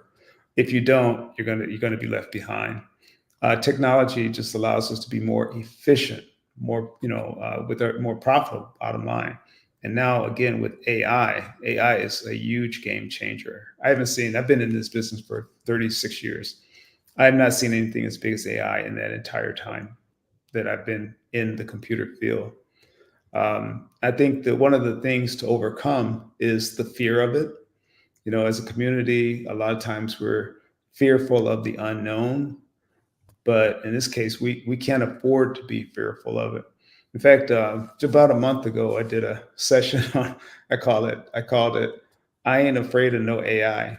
And I just kind of outlined the things that I was hearing in the community of why people were fearful, and then also the solutions of why you have to overcome those fears. And basically it's knowledge. The more you learn about it, the more you realize that it's a tool. It's not evil. Like anything, it's not evil. It's just how it's being used. So you want to use it in an ethical way, but it's just another tool, a great tool to use and to embrace for whatever business you have. I think the biggest thing about AI is it they say it collapses time. What I mean by that, the time you might take to write a paper, an outline, a proposal, or contract, that time is reduced from maybe minutes or hours to literally seconds. And so that makes a huge difference. The last thing I'll say is that I heard that there will be two types of businesses in the future: those that use AI and those that are out of business. It's that big. So that's why I embrace technology with entrepreneurship. We have to embrace it. So talk about some things that you do specifically on helping businesses incorporate. You talk about your training classes. Are there specific things that you teach in those that help people get more comfortable, that you'd want to pass on to folks? Talk a little bit about kind of the incorporation piece that you have with, getting folks comfortable with, AI implementation. Sure. Well, we just start from the very beginning, ground zero. We don't assume that you know anything about technology, because in our classes, some people do, some people don't. And so we just explain it from ground zero, whatever the topic may be. And we try to address applications or work with applications that our clients, our members need to know. And it could be as simple as maybe setting up an online store so they can sell their products or services online. Or maybe they want to set up a Zoom webinar and they don't know exactly how to do that. So we have a session on that. Or Canva for creating graphics or artwork. Or maybe they want to have a podcast, and we'll do that. Anything, basically any class that we have a demand for, either we teach it, or if we have a demand for it, we'll prepare and teach it. And again, that goes back to my decades of experience as a computer instructor. It really doesn't matter the topic. If we don't know it, we'll figure it out and share it with our members. It's it's interesting that often with technology, people in general will have a fear or a hesitancy about it, maybe I see it more often in our community just because of the nature of who I'm working with and helping and supporting. But it's also very interesting, and what I tell folks is how much of technology is developed or discovered by us in the Black diaspora, et cetera. So talk about some AI innovations that you have found from the Black community or the African diaspora. Oh, absolutely. There's a lot of stories that I didn't bring a list to prepare, but one story that comes to mind is a man by the name of Henry McDermott. And Henry McDermott actually owned a company called Network Solutions, I believe is the name of it. Network Solutions was the first company to manage all of the domain names. The US government put out a contract. They were looking for some private company to manage the domain names, whether it's .org at that time, .net, .gov, .com. And his company was the only company to apply for it, because the other company, no one else really understood what that meant. And his company grew to the point, of course, once he got the contract, everybody wanted the .com domain. And his company grew to the point where he literally could not get the loans to expand. His cash flow became a problem. And so he had to force it was forced to sell the company for about $5 million. Well, the company that bought it later sold that same company for about $1 billion. But that's just a little history. But there's been a number of African Americans having a vital part of things going on in technology. And now I'll go back again to AI, because you'll find that a lot of people are creating their own GPTs, their own GPT is a way for people to search with AI on a particular topic. A partner of mine, I want to mention him, is the Reverend Dr. Philippe Shock Matthews, who has studied Black trauma for decades. And now he has an AI application that will provide answers and questions and answers for those concerning Black trauma. I recently created one also for creating tests, like for teachers that create tests on any topic. And those are just a few that come to mind, but there's a lot of them out there. Now, those would be, in effect, apps that folks can use and interact with Right. for problem solving. Exactly. Right. And talk about the business models for those, so folks out there who are working in their business and say, oh, I know how to create it, or I know what an app is about. I know how to create an app. Is it the same business model that you would use for launching that as you would, for any other app that somebody's going to use on their phone? Or pretty much. People don't realize it really is easier than you may think. But the main thing is you have to start, whether it's entrepreneurship or creating an app or creating a GPT, an AI app, you have to start. That's the key. And you'll be surprised too, once you start, there's people that will be more than willing to help you. You can find any information you want literally on the web, on YouTube. So good. Now, I deal with businesses in my practice on growing. Business growth, whether they're startups or turnarounds, been in business for a day or 3 decades. From your experience dealing with teaching entrepreneurship, promoting entrepreneurship, what do you see as the biggest challenges that folks will face in this entrepreneurial kind of landscape, in this entrepreneurial arena over the next decade? Over the next decade, that's hard to say. But again, I think the key is you got to embrace technology, and you got to find a support group. And that's what we are at Everyday Black. You've got to find a family. They say that if you want to go fast, you can go alone. If you want to go far, you have to go together. And start. And I can't emphasize that enough. It doesn't matter what it's what direction are you moving. If you're just staying put, or if you're actually making progress, moving toward whatever that dream or goal is that you have, you'll be surprised that just by starting, things will begin to happen that you won't have foreseen ahead of time. I'm sure you've experienced the same thing. Yep. Once you started, things began to happen that you didn't see coming, but you had to start. I don't know if you were in the green room during our prior conversation. That same topic came up with the prior guest, where a lot of his success came from having the vision, but not waiting until he had a complete plan, which is the problem that a lot of folks will make. It's like, oh, I got to get everything planned, laid out, and then I'll just boom, boom, boom, boom, boom. Well, I'm a planned and organized person, but there's times where you just say, I don't know how I'm going to do that. I just know that's what I want to do. And I'm hearing you say the exact same thing. Look, have your vision in mind of where you want to go, but, start making stuff happen. Right. Did I interpret that correct? Oh, absolutely. It's actually cheaper. I'll put it this way. The biggest advantage that small business has is speed. It is cheaper to try something, fail, and learn from it today than postpone for months before you ever try it at all.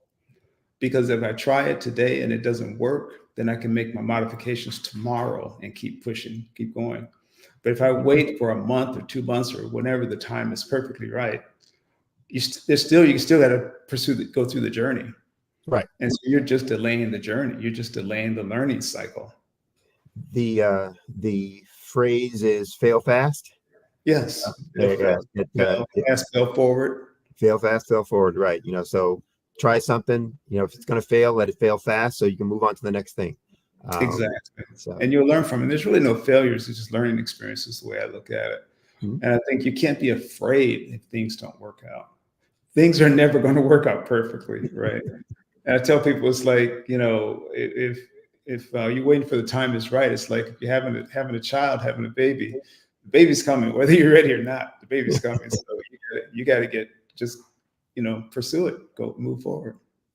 So you talked about AI and its role in entrepreneurship going forward. Are there other digital skills, talents, expertise that you think are critical for folks to have to be a successful entrepreneur? Well, I think that, we all have certain skills and talents, and some people are just better at some things than others. But I believe that anyone that is determined, if you have the passion or the persistence, anyone can learn what they need to learn to use the technology they need. And sometimes it might be more beneficial just to partner with someone that can bring that piece of the puzzle to the table. Whereas, because again, you're gonna have to find the support system. It doesn't matter what type of business you have. Eventually, in order to grow, you're going to have to develop a network or support system. So sometimes it's better to let's bring someone to the table that can fill in those gaps where you have deficiencies, and maybe you can provide some benefits to someone else where your strengths are. But yeah, I'd say again, the biggest thing is not being fearful. Not being afraid to try it, not being afraid to start, and just do it. I look back and I was really naive when I started my computer training service. And the true story, I started my computer training service in January 1988. But at that time, I could not afford a computer. And I really didn't know how to use one. But I started to provide computer training services. And when people would hire me, I could afford the books. I would get the books and I'd read the books. And then I would learn on their computer. I would go to my customer and I'd learn on their computer. That's how I got started. So I didn't wait till I could afford a computer.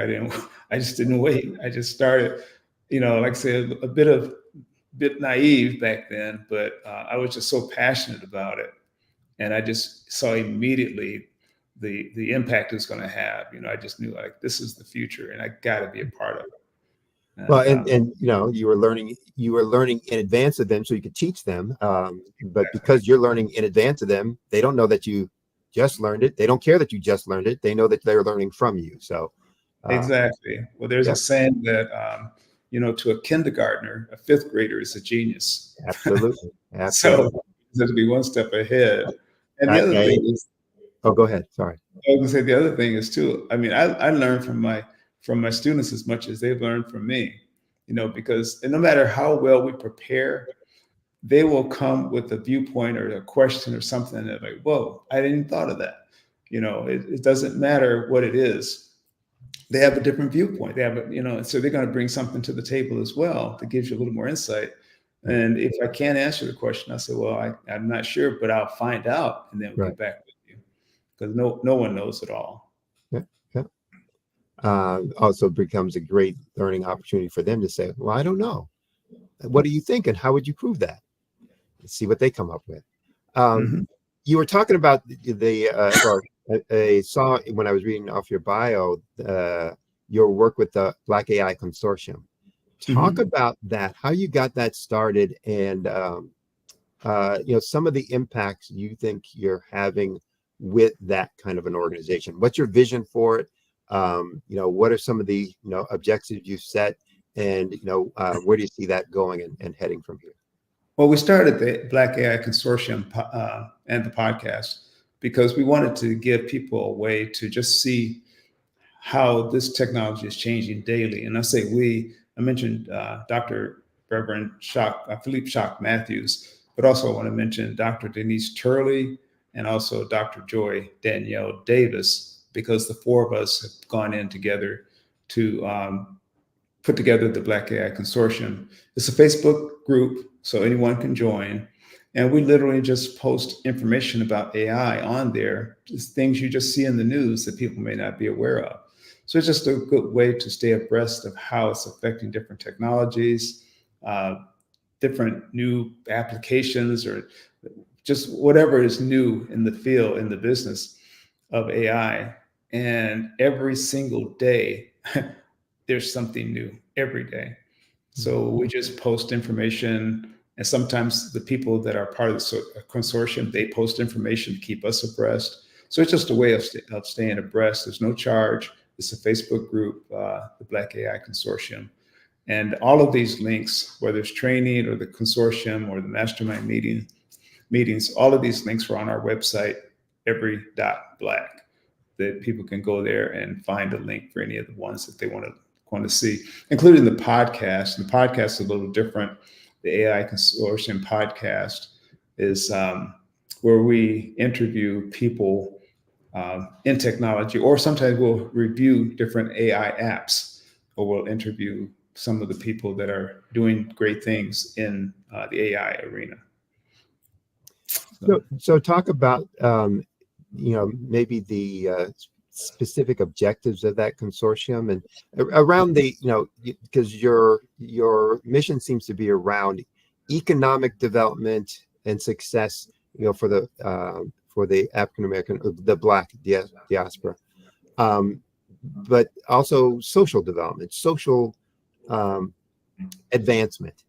So talk about, what are your objectives from the Black AI Consortium or in those areas, and talk about some successes you've already had, or, some advancements or improvements that you've already been able to accomplish through that work.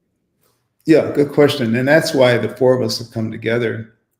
Like I mentioned, Dr. Shock, we call him Dr. Shock. He's been spending decades studying social or Black trauma, social issues. Dr. Joy Danielle Davis is a professor at St. Louis University, so she's using AI in education. And of course, I'm promoting AI in business, and Dr. Turley is kind of a combination. She's in business and also in education. But the point is, so the consortium is just a collection of Black AI experts that we come together to offer information to the general public about AI. So that's not, Every.Black is my personal company. The AI Consortium is where we've come together, different individuals come together to provide information about AI, whether it's how AI is affecting education or business or affecting us socially. And I think you asked about some success stories. Oh gosh, maybe one success story that comes to mind is, I mentioned Dr. Lafayette Jones, who is an 80-year-old entrepreneur and very shy about timid about using technology up until maybe a year ago when he discovered AI. He publishes a publication called Urban Call, and he had a staff of copywriters to use to publish the AI, or the Urban Call. But now using AI, instead of having 5 staff writers, he only needs 1. So that's a success story, which makes his business more profitable. Cool. What's next for you, either through your company, Every.Black, or through the Black AI Consortium? What are your next goals and objectives? What are the next milestones you're trying to reach and achieve?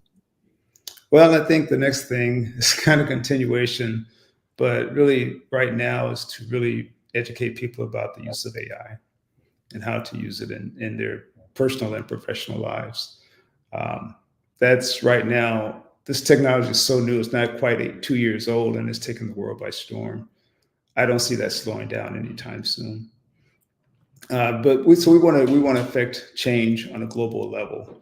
We want to teach people how to use technology on a global level. We want to work with the African diaspora wherever they may be, no matter what country they may be in. And so that's our goal, is to promote my personal goal, promote technology and entrepreneurship throughout the African diaspora, wherever they may be.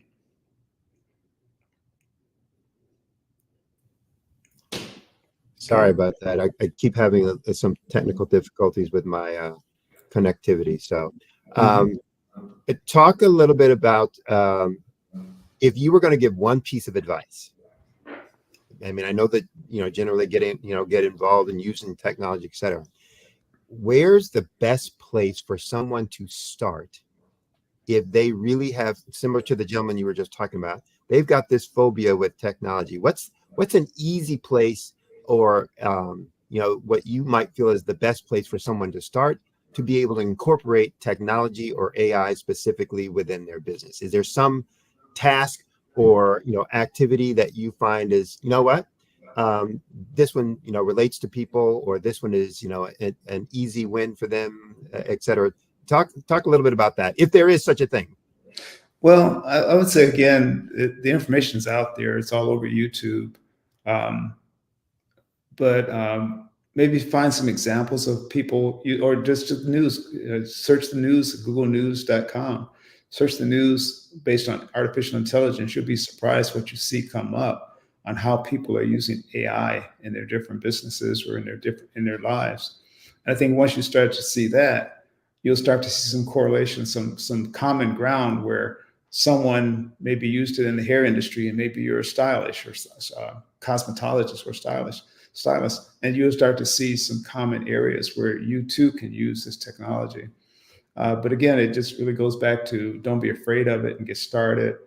And you have to be aware of what's going on, which is why we started the Black AI Consortium, is to educate people about how it's being used and the things that are coming out and available. And you will find that everyday people are doing extraordinary things once they start to embrace this technology. And I mentioned Lafayette Jones, where he actually produces a certain call now. Now he does everything through AI. He's a complete convert, from writing copy, from you name it. He uses it for almost everything. All right. Anything else you want to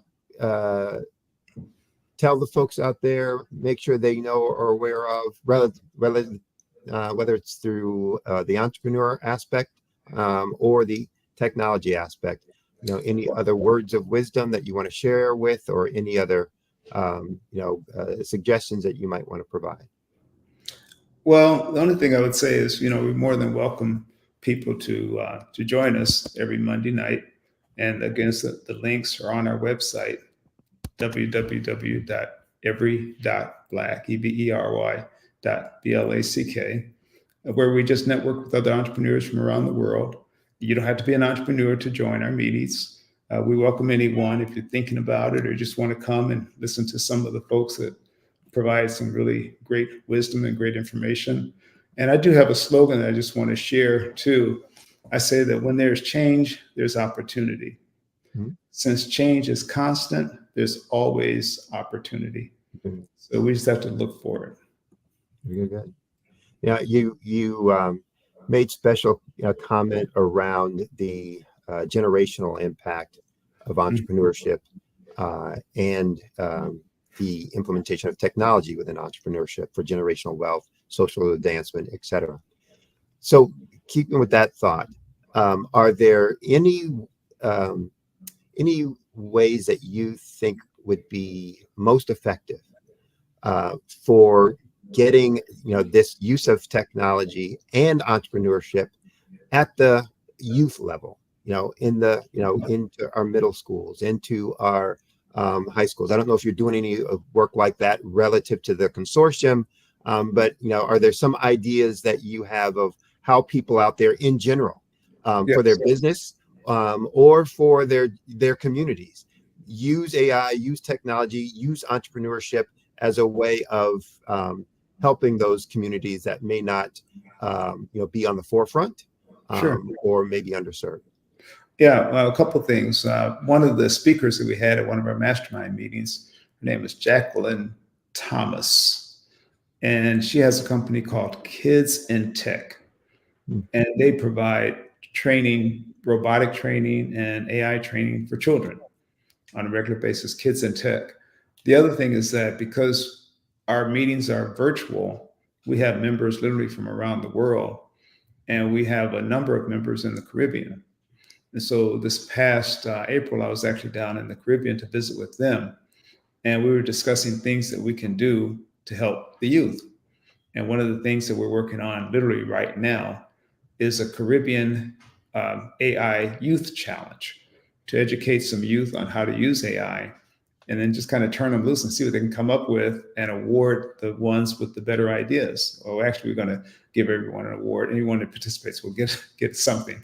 But we want to really highlight the ones that are doing the greatest. And we want to launch that soon and have our awards listed next spring, where we'll be highlighting the people, the youth that have done great things with AI or technology. We're looking to do that for next spring. What grade level is that?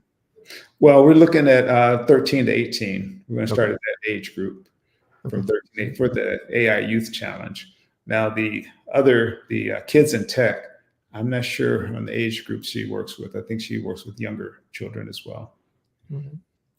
Well, this has been a great and enlightening conversation. I know folks out there have gotten a lot out of it as well. Hopefully some of their fears or trepidations around technology or entrepreneurship have been quelled a little bit, set aside. And I appreciate you being on and offering your insights and advice. So how can folks reach you? For those who are saying, I want more info, or I want to get involved with your training classes, or, I need to be better at AI, how can they reach you to work with you? Sure. Well, you can reach me certainly through the website I mentioned several times, www.every.black. So my email address is just Jimmy, Jimmy, at every.black. No .com, no .net. They just .black. .black's the new .com. And my number, you can give me a call at 919-265-8045. So it's 919-265-8045, or Jimmy at every.black. Either of those will reach me just fine. All right. Well, again, thank you for being on the Black Business Expo this morning or today. And look forward to speaking with you again. And as we say, genius is common. I'll see you on the other side. And I just want to thank you, and also want to thank the Black Business Network for having me on today. I appreciate it. Welcome.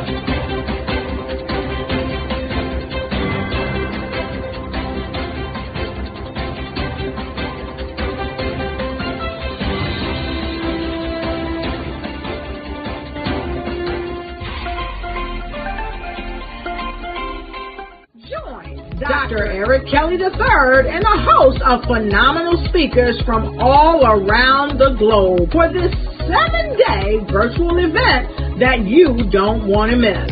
The mission of the Black Business Expo is to raise scholarship money from kids all the way from high school, all the way from college. The Black Business Olympics is one of the largest Black business showcases in the world. It is an opportunity for businesses and companies to showcase their businesses globally. We are going to be giving away laptops up to $5,000 away to students. Again, I'm Olivia Appleberry, the founder of 2 Cents Finance and one of the speakers for the expo. I am so excited to see you there. For more info, go to www.blackbusinessexpousa.com or call 919-308-9090 and hope to see you there. I am Black Business. From the moment I wake until the time I sleep. Yes, I am Black Business. I am Black Business. Tell me, are you Black Business? I am Black Business. Do you support Black businesses? Listen, I support Black business because I am Black Business. Black Business Expo, one of the largest business showcases in the history of Black business in the world. The world! Sign up today at www.blackbusinessexpousa.com or call 919-308-9090. I am Black Business. I am Black Business. From the moment I wake until the time I sleep, I am Black Business. I am Black Business. Are you Black Business? I am Black Business. Do you support Black businesses. I support Black business because I am Black business. Black Business Expo, one of the largest business showcases in the history of Black America in North Carolina. Join Dr. Eric Kelly III and a host of phenomenal speakers from all around the globe for this 7-day virtual event that you don't want to miss. The mission of the Black Business Expo is to raise scholarship money from kids all the way from high school, all the way from college. The Black Business Olympics is one of the largest Black business showcases in the world. It is an opportunity for businesses and companies to showcase their businesses globally. We are going to be giving away laptops up to $5,000 away to students. Again, I'm Olivia Appleberry, the founder of 2 Cents Finance and one of the speakers for the expo. I am so excited to see you there. For more info, go to www.blackbusinessexpousa.com or call 919-308-9090 and hope to see you there.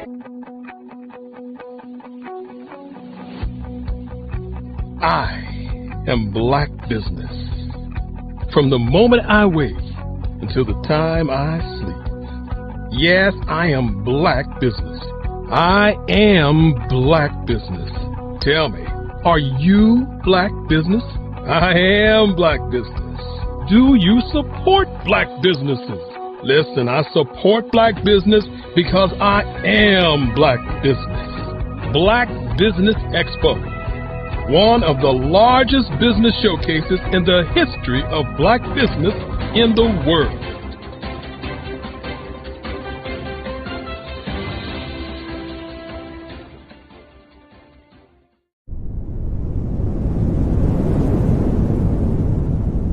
Hello, I am Dr. Eric Kelly III, the visionary strategist and founder of the Black Business Olympics.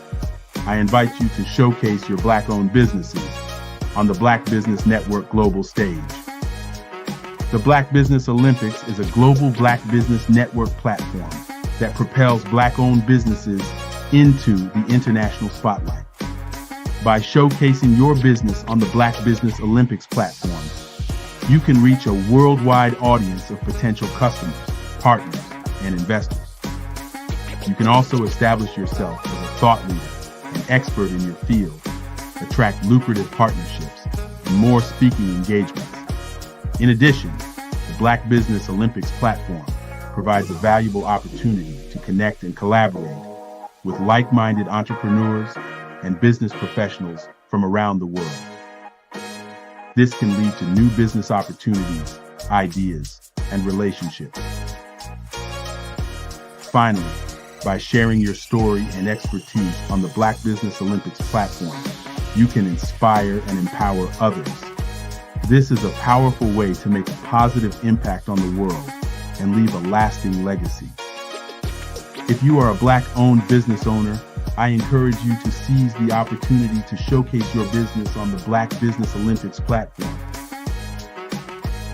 It is a once-in-a-lifetime opportunity to make an indelible mark on the world. Be one of the 1,000 visionary entrepreneurs who are changing students' lives, shaping industries, and leaving an unforgettable legacy for their families. Unleash your voice on our global stage and watch your business thrive. Black Business Olympics is one of the largest Black business showcases in the history of Black business in the world. Yes, the entire world. Just give me a call today at 919-308-9090.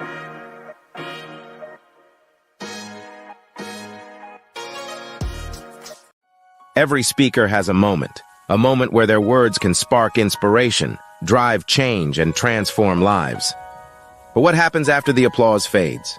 With 5-star BDM, your voice doesn't have to fade. We transform your live session into a professional ebook. Imagine your session becoming a permanent, interactive asset, reaching new audiences across the globe.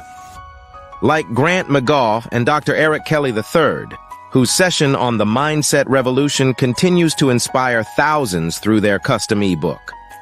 Your ideas can become a lasting impact. Turn your session into an ebook that not only tells your story, but expands your reach, builds your brand, and engages your audience. With embedded videos, custom graphics, and a stunning flipbook or PDF format, your message will inspire long after the event is over.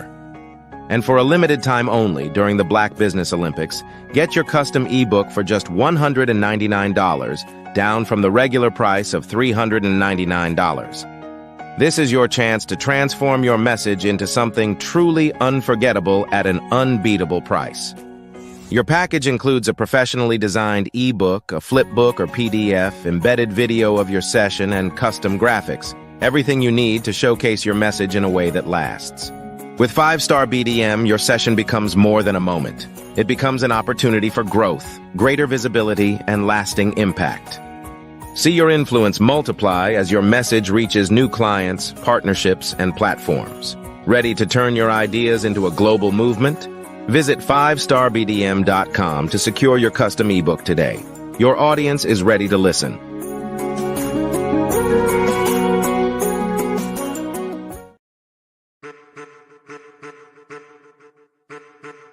I am a child of the Most High God.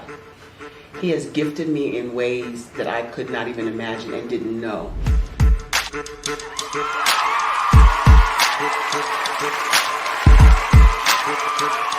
There was a time when I didn't know who I was. I listened to other people tell me who I should be, what I should do. I listened to people telling me that I should be a boutique owner, that I should be a construction manager, that I should be a laborer. Have you ever felt like you should do something else, be something else, go somewhere else, be wherever you wanted to be, and you felt like you were in a box? Anybody in the room? And you couldn't get out. Anybody in the room? And you kept trying to go and you couldn't get out. Anybody in the room? But let me tell you, you need to rock the box. Rock the box.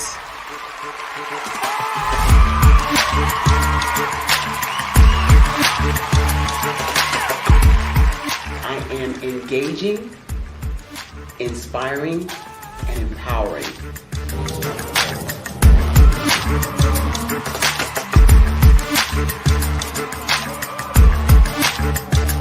I would give you everything I know. Just by touching you, if I could, by osmosis, give you every single thing I've learned, I've gone through, I know I would. We know that's not possible, but as it is possible, I love to share information with people. Some of you out there, people have told you that you can't be, you can't have, you can't do. But I will tell you, like Kinston said, you can, you must, and you will. If it's to be, it's going to be me. You got to say it. If it's to be, it's going to be. If it's to be, it's going to be. If it's to be, it's going to be.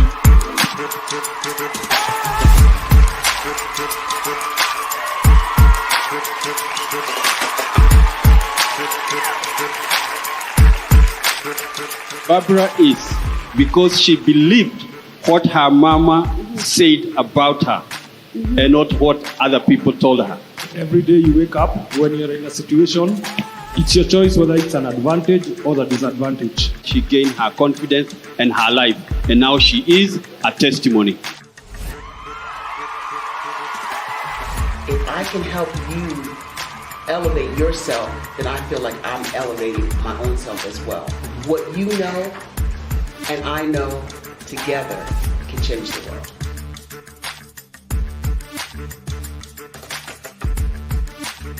I'm Ramon Ray, founder of Smart Hustle Magazine and smallbiztechnology.com.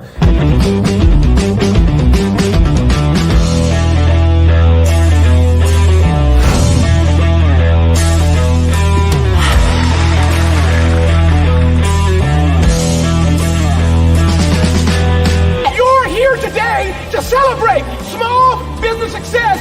Stand up on your feet. You rocked the house. It was amazing. Didn't we learn? For me, success comes from failure. One thing not to do is shake somebody's hand like this.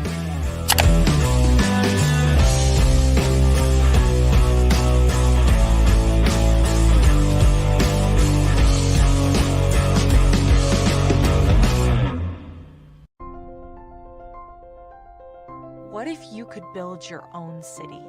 A place where every child can find nurturing people to help them achieve their full potential. A place where every adult can access job training support, where health education is abundant, where social justice ruled the land. A place without limitations. Welcome. You have arrived at STEM City, USA. It is what every city should be. A safe and trusted community where you find people and resources to help you become everything you are and beyond. STEM City is unlike anything you have ever experienced. It is a digital twin of the world around you, only better. STEM City is about energy and soul renewal. It is more than a digital world. You can almost feel the power of live cultural events, music, and theater. STEM City promises a better future for children with caring mentors and hands-on activities with dedicated tutors to support our youth. STEM City is your passport to a healthy lifestyle with weekly events addressing our community's many issues. STEM City is your financial well-being with helpful information on wealth management, career advancement, job training, and so much more. STEM City is the community you deserve. It is the city where your dreams can come true. STEM City USA, a place in the sky that is accessible to all who reach for the stars.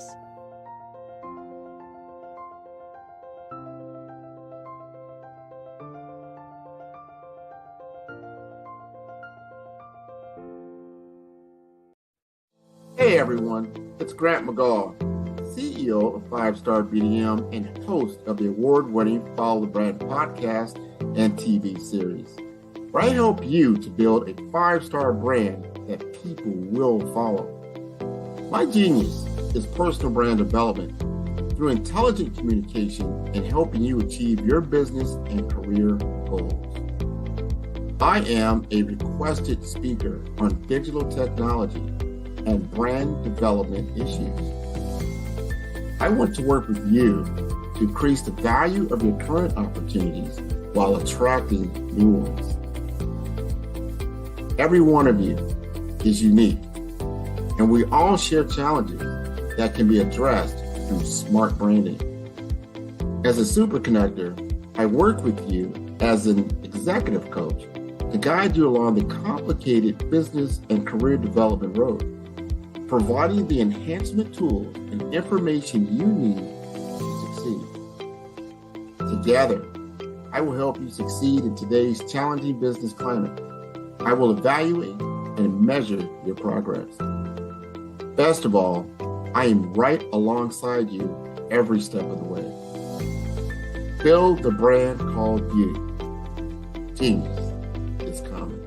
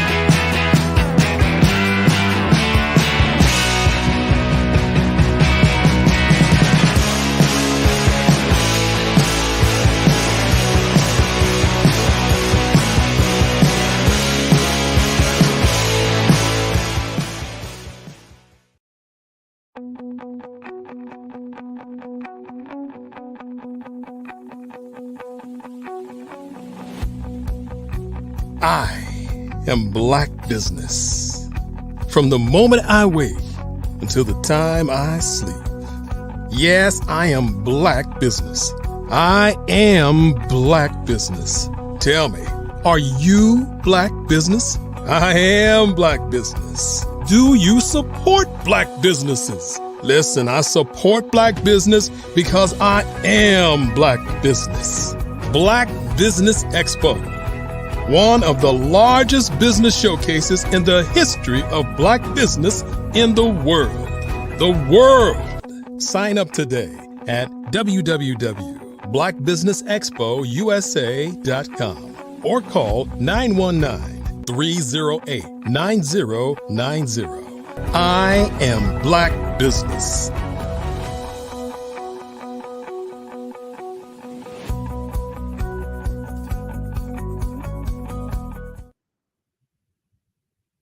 Good day, business owners, entrepreneurs, thought leaders, and corporations. Welcome to the Black Business Network. My name is Sidney Wormsby. I am the founder of Uertis A. Decus, LLC, which is a business growth practice that doubles the profits of our clients in less than 12 months using the concept of small change to big things. I'm also your business moderator for this session of the Black Business Network. The Black Business Network is a 24-hour business network showcasing Black businesses, business owners, entrepreneurs, and thought leaders worldwide. We have speakers from North Carolina, from London, Singapore, Africa, Japan, and from cities all over the United States. The Black Business Network is a global community sharing its business knowledge to empower, inspire, and to educate businesses about business. Our next guest this morning is Miss Glenna Gonzalez. We'll be doing a fireside chat.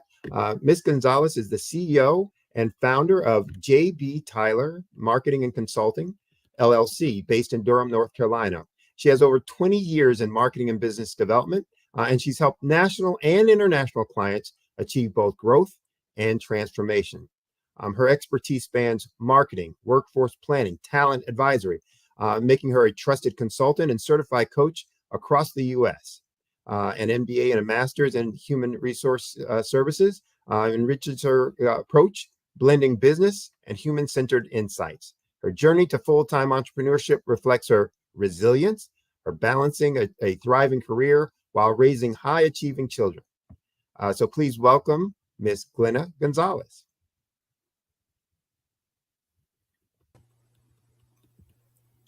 Good morning. Good morning. Day. I should say good day. Depends on where folks are calling in from or checking in from. So how are you? I am fine, Sydney. Thank you for having me. Oh, it's our pleasure. I've heard great things about you. We're looking forward. We're going to do a fireside chat, I understand. So looking forward to getting into details about your background and the things that you're doing and letting others kind of hear some of the information you have to share with them to help them on their path for success as well. So if you don't mind, we'll jump right on into it. Let's get started. All right. So you're in Durham, North Carolina. Is that where you're from originally? No, actually, originally I'm from an area outside of here, just outside of Rocky Mount, North Carolina. Mm-hmm. And are you, kind of from a background perspective, degrees in marketing? I know you said you had an MBA in human resource. Was your undergrad in marketing, or how did you get into business development? No, actually, my undergraduate degree is in political sciences, believe it or not. And then many years after I got that degree from A&T University right here, has to be one of the best anywhere ever. After I got the political science degree, I started thinking, perhaps I'd like to get a graduate degree. And so what I did was I kind of did a little research and I decided to get an MBA. And to the larger extent, a part of that degree was marketing. And so now I will tell you, and I've got a story to tell, Sydney, but there was a strong focus on marketing within the MBA program. And then of course I do have a master's in human services, and we can talk about those things as we go. But that's just a start and an answer to your question. Okay. All right. So did you have a corporate career prior to? Did. So now I'll tell you. So once while I was getting the MBA, I was working. So once I graduated from A&T, I ended up in the HR space. So first I was payroll, and then later it was benefits. And so then eventually I became, a senior talent advisor within the HR space. But I will tell you that all along this, during this period of time, I was marketing, whether as a freelancer or marketing, sort of as a side gig for various organizations, helping them to build their brand, whether it was a customer experience role or, something very similar. So I continued along this path of marketing while my career was within the HR space. Okay. So how long within the corporate world before deciding to venture off on your own? Oh my gosh, Sydney. So, I've got a little age on me. It's been quite some time since I was a student at A&T University, but definitely have been within the marketing space, like I said, as a freelancer or a side gig for about 30 years. But I've been working within my career and in, a corporate environment during all of that time, actually. So I've got it from two sides. I've got it working for large corporations, and we're talking about Pepsi, QVC, Under Armour. So there are a plethora of these very large organizations, international, that I've worked for alongside of, working within the marketing space. Of course, that was my career. Customer service, HR. So there's kind of a blend. And I will tell you, Sydney, that I have, a very diverse background, to say the least. But yes, so kind of running neck and neck, about 30 or so years of corporate experience, and then about the same amount of time within the sales and marketing and business development space as well. Okay. One of the things, we have similar backgrounds in terms of the kind of diverse experience and how long we were in corporate life, et cetera. One of the things I remember so vividly about my MBA work, though, was my disdain for marketing when I first got in, because I thought I came from a technical background, an engineer, and I thought, oh, this marketing stuff is so iffy and wishy-washy. And every time I ask a professor a question, it's it depends. But it wasn't until I started understanding all the nuances of what it was really considering that I fully understood what that depends means, and it became a lot more apparent to me in terms of the impact on it. So I get what you're saying in terms of the background and the experience. So one of the things I'd like for you to do is kind of talk about that transition. So going from, if you could go or talk about, you're in corporate life and you decide at some point, what, want to do something on my own. Talk about that transition. What was going through your mind at that point that made you want to step off? And what was the inspiration? What was the thing that said, this is the thing I need to do? Yes, Sydney. So I'll tell you what happened is I was laid off about a year and a half ago. It's almost 2 years. So I was laid off some time ago. Meantime, I had been working with various entrepreneurs and nonprofits in the area, helping them to brand and to grow and to build and transform their businesses. And so what I decided to do is to jump all in once I was laid off. I've been helping them with website development, helping them with social media management, helping them with sales promotions and all of these things, sort of as a freelance or a side gig, or however you want to say it. And then so when I got laid off, I decided this is what I want to do full time. As a senior talent advisor, and my income had gotten up pretty significantly to where I'd never thought it would be.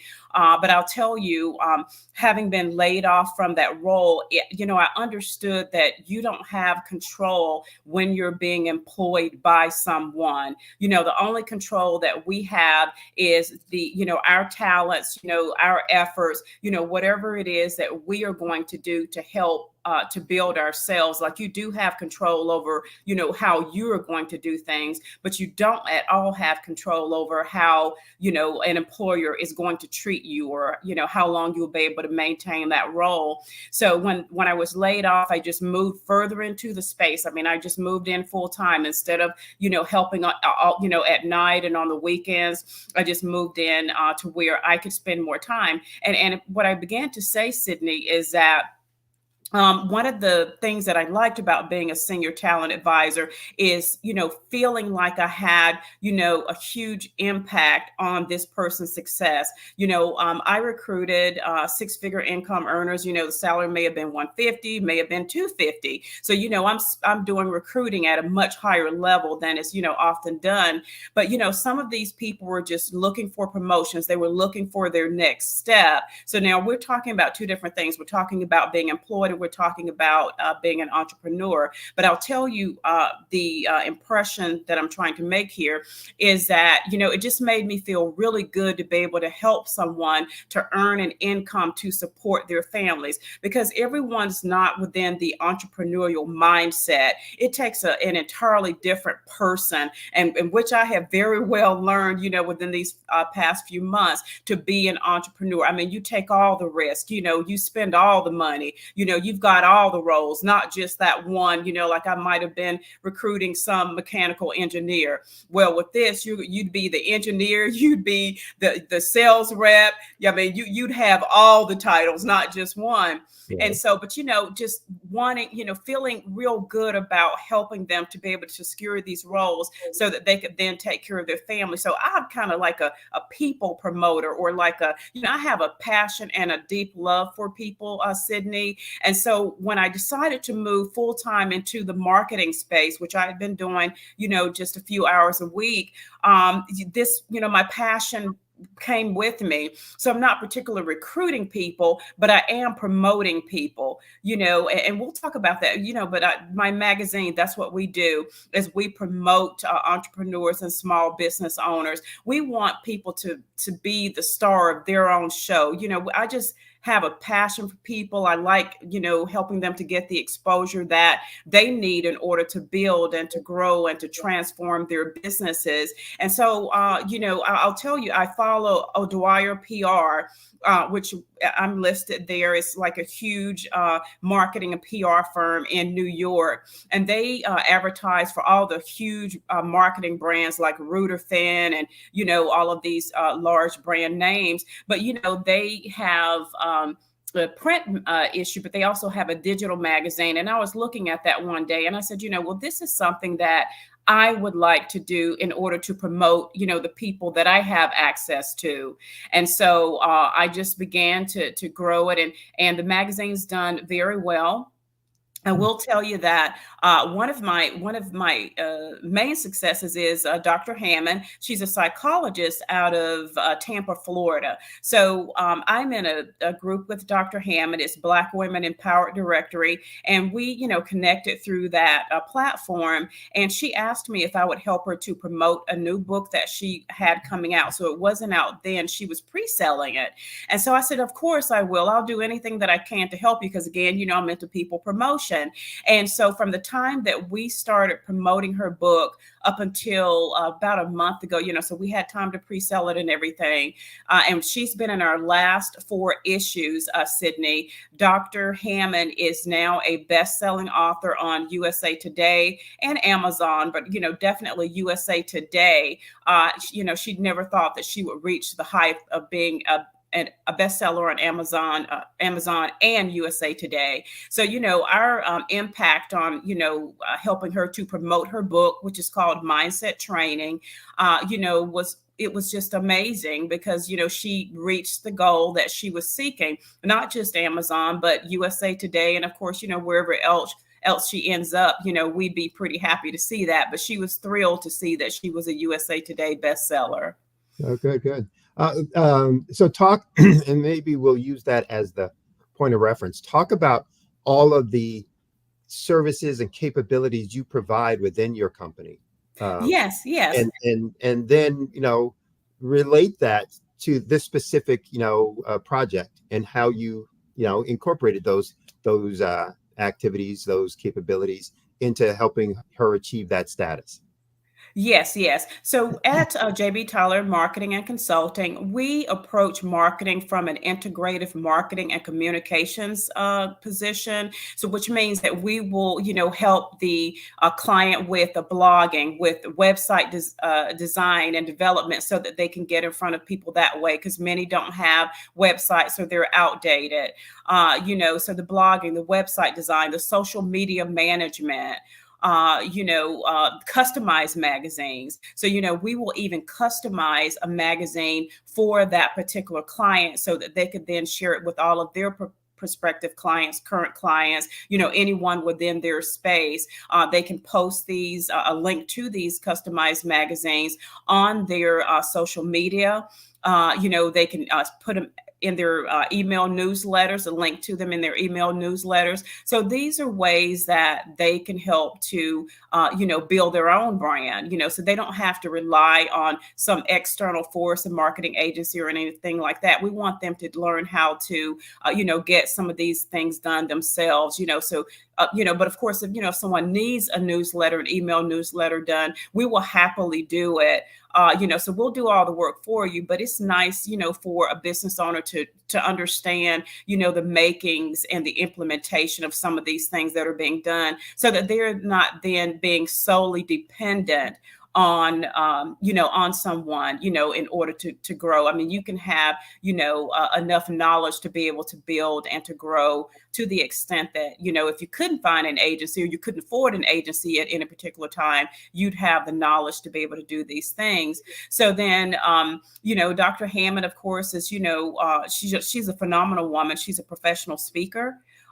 She's an author. This is her 4th or 5th book. And so, we've used our integrative marketing communications approach with her. I've added her to several of our newsletters, promoting her as, an author and a speaker, letting others know here's a best-selling author. She's created a book on mindset training, and she can tell you, how to overcome, being overwhelmed, because sometimes that happens to us as entrepreneurs, right? We are trying to do so many things, and we wear so many hats that, we need to understand how to overcome burnout, which is one of her specialties, actually, as, it's a speaking topic of hers, how to, prevent burnout, how to overcome it if you are burned out.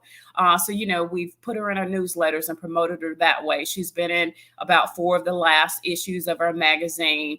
And then, we just continue. I've shared on all of our social media platforms, Sydney, when we're talking about integrative marketing. Now, I will say that, she is well aware of how to promote herself.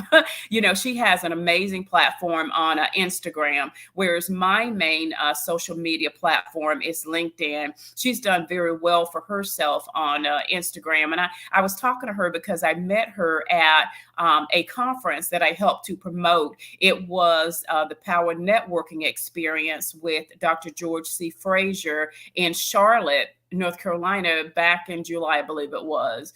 So she flew in from Tampa, and we connected and kind of spent a few days, sat together. And of course, we did network with others, but kind of sat together and shared information.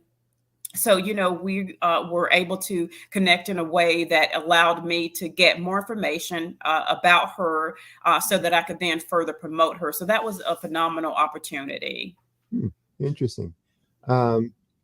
Talk about, so with those services and capabilities and, that kind of success, talk about what differentiates you and your company's services and capabilities from those that might be competitors.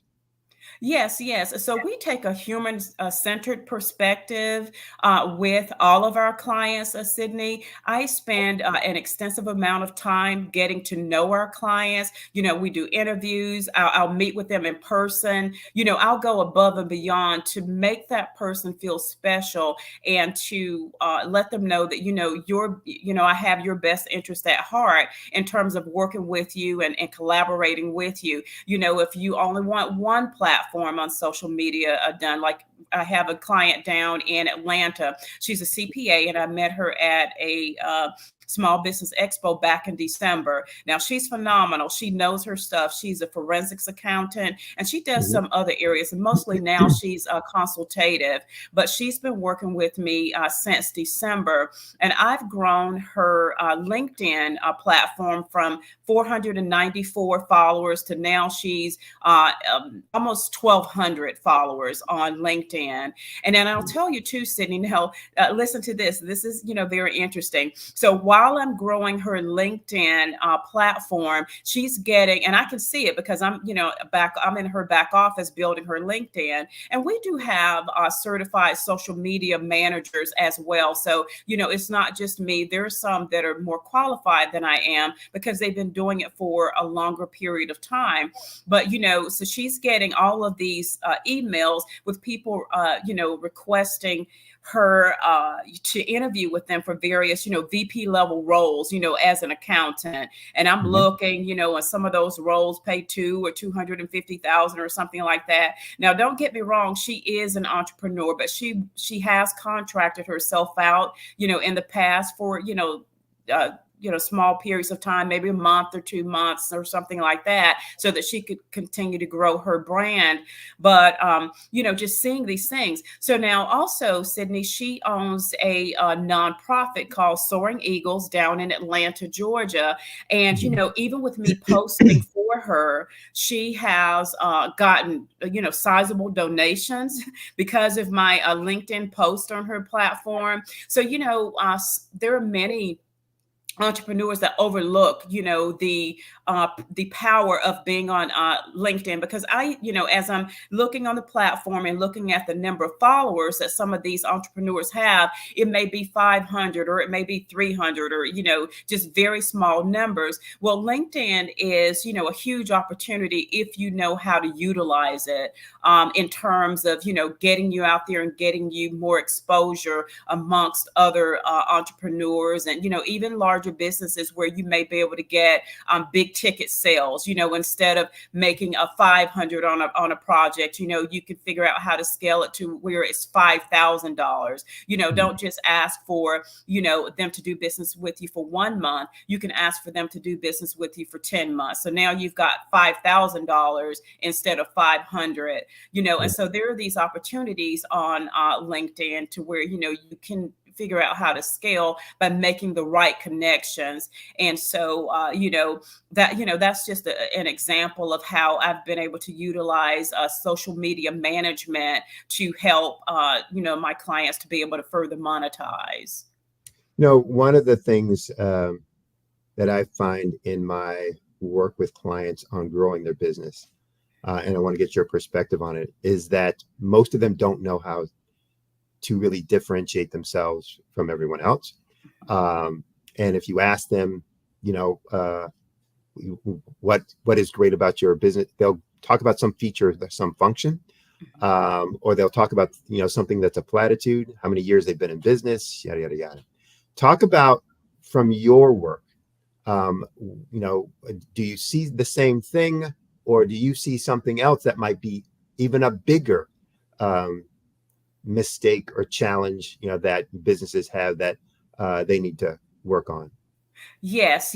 I certainly do understand. And what I'm seeing, Sydney, is I see a lot of companies focused on the bottom line so that they're trying to get the quantity in terms of the number of clients, but they're not getting the quality in terms of, their interaction and their collaboration with those clients. And, just as I did when I was a senior talent advisor, I am intense, I'm focused on this person as I'm onboarding them as a client. Like, I want you to feel like, you mean $1 million to me in terms of just your presence and what we can learn from each other and how we can collaborate.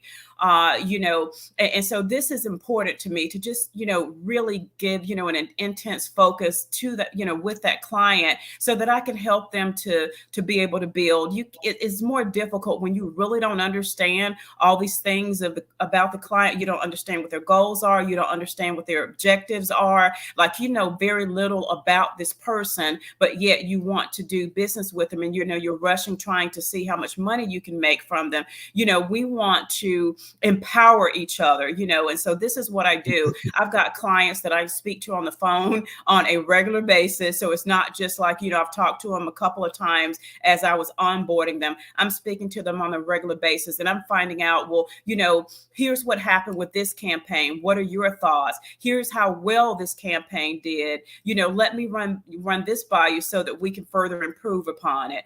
So just a constant collaboration and interaction. It's not just an initial, connection. There is a constant and continuing relationship with my clients. And so I want to continue to further implement these practices, because I believe that this is the difference between, one particular marketing agency as opposed to another one, is, just the continuing collaboration.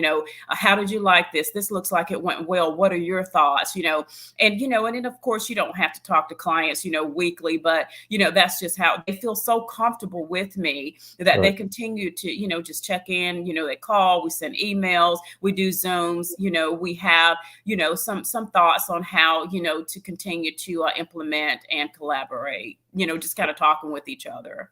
I think, and again, you will probably see the same thing, but so many of them, so many clients or business owners out there, entrepreneurs, are so focused on I need or I want to get a sale, that they're not really looking at who it is that I'm supposedly selling to. What is it that they really truly need, to the point you were making? And so they don't have that, in-depth knowledge or understanding of who they are, what they want, what their pain points are, et cetera, why they want it. What is it change for them if they have all those kinds of things. And so I was doing a workshop recently with sales staff and sales managers around this same topic, and there were owners in there.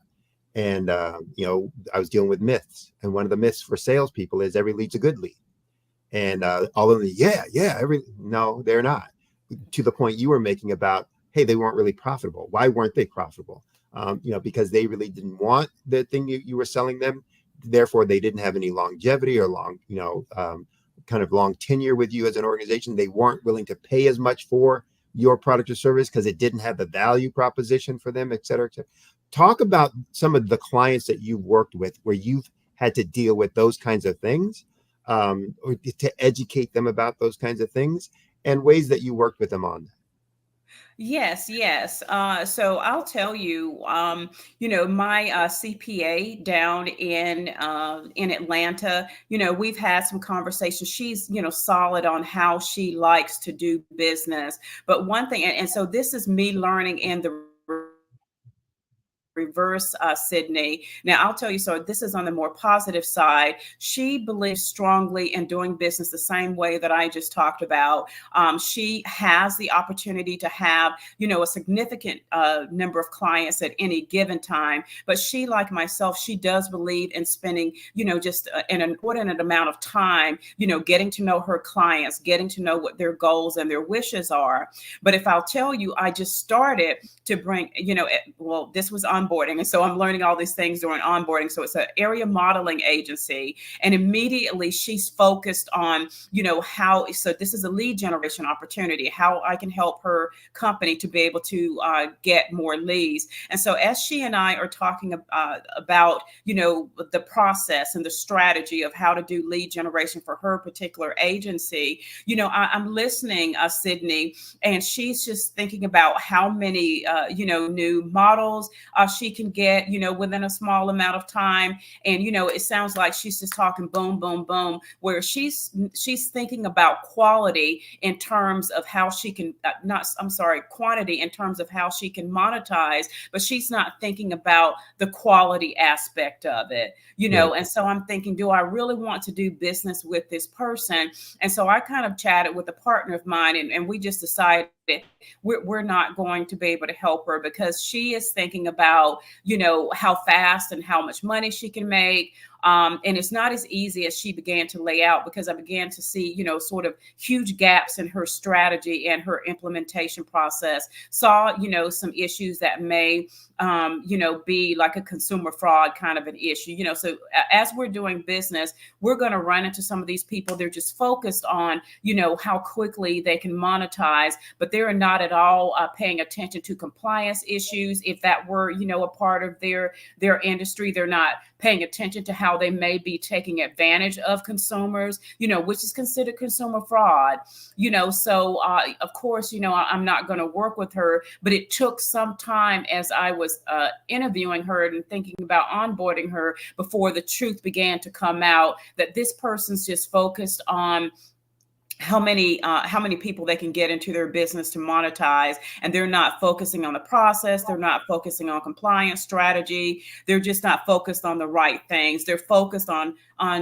quantity and not at all quality. So, you'll run across those things because we don't know who people are until we start to really speak with them, right? So that's the part, that's the reason for onboarding. And you really need to have, I'll say, coming from an HR perspective, you maybe even need to have some behavioral based questions while you're interviewing and onboarding this client, because you need to understand, what has been your behavior while you've been, interacting with your clients. Are you going to very quickly get frustrated and not give them the time and attention that they need? Like what is going on with this person while they're, while they're working with their clients? So these are some important things, behavioral based issues, that need to be considered. Okay. We're going to run out of time here shortly, so I want to do some rapid fire questions to try and get more insight into who you are and how you do things to the audience that's out there. So quickly, talk about the major trends in digital marketing that you see that business owners, entrepreneurs out there need to be aware of. Yes, I will tell you one of the, and this has become, just a major opportunity recently is developing courses. So developing digital courses that can help you to, have more of a revenue and be able to have more of a base by which you can pay, your company's expenses and things along that line. So digital courses is huge. And I've been impressed by the amounts of monies and the way that a lot of other companies are using courses, digital courses, so online digital courses as a way to infuse more money into their businesses. I mean, it's been phenomenal, and I've paid some too. I mean, and some of them are in the thousands, some of them are many hundreds, but you price the course according to the value that you feel you can offer, those that purchase the course. So, I've spent, $1,300 on one recently because I could see the value for that course and how it helped me to be able to further monetize my business. So, that's most recently is digital courses. And you can contact an agency like mine to help, to see how we can help you use these digital opportunities to further monetize your organization. So kind of keeping with that thought, talk about the challenges that you see for the near future for businesses trying to grow their business. And you can talk a little bit about then how you work with some of your clients in those areas to be able to assist them. Yes. So I'll tell you one of the main challenges, and we all know about this challenge, is the lack of funding or how to secure enough funding to be able to move forward and to be able to scale your business. This has, been a challenge for all ages, right? So this is, just a continuing challenge, particularly for new businesses, trying to find a way to get enough money. Perhaps they're already working. They may be working part part-time, or they may be working full-time. But whatever the case may be, trying to get enough money so that you can then have some sustainability for your organization. You want to be able to sustain and maintain so that you can continue to scale. So funding is definitely a challenge that we continue to see. And how I've tried to approach this is I wrote an ebook, and it's on the same platform as where we house our magazines. But I wrote an ebook on, some sources of funding, and there are some amazing sources in there, grants. There's Verizon Wireless has a program where they will, educate you on, just various aspects of entrepreneurship. And they also do offer grants as well, certain times of the year. And so that's one of the sources that is in this ebook that I've written. But, there are local organizations that also offer, funding, and certainly, someone thinking about starting a business, maybe contact the Small Business Development Center or SCORE or some organization like that, because they also have knowledge and access about, sources of funding.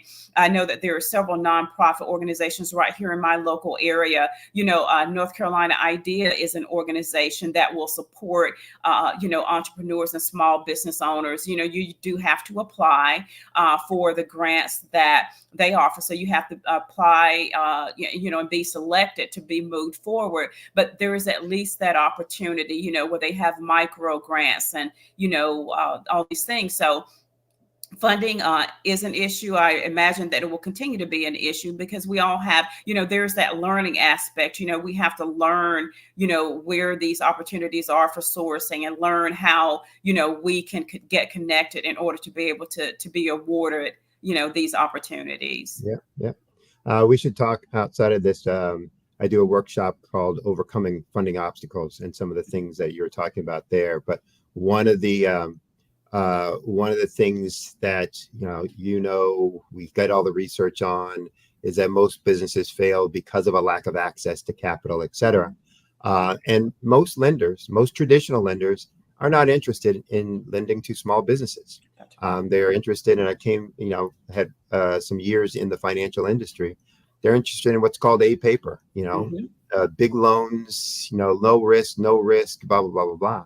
But in that workshop, I go into, here's what they're going to look for and what you need to do to not get declined. But more importantly, here are some alternative sources.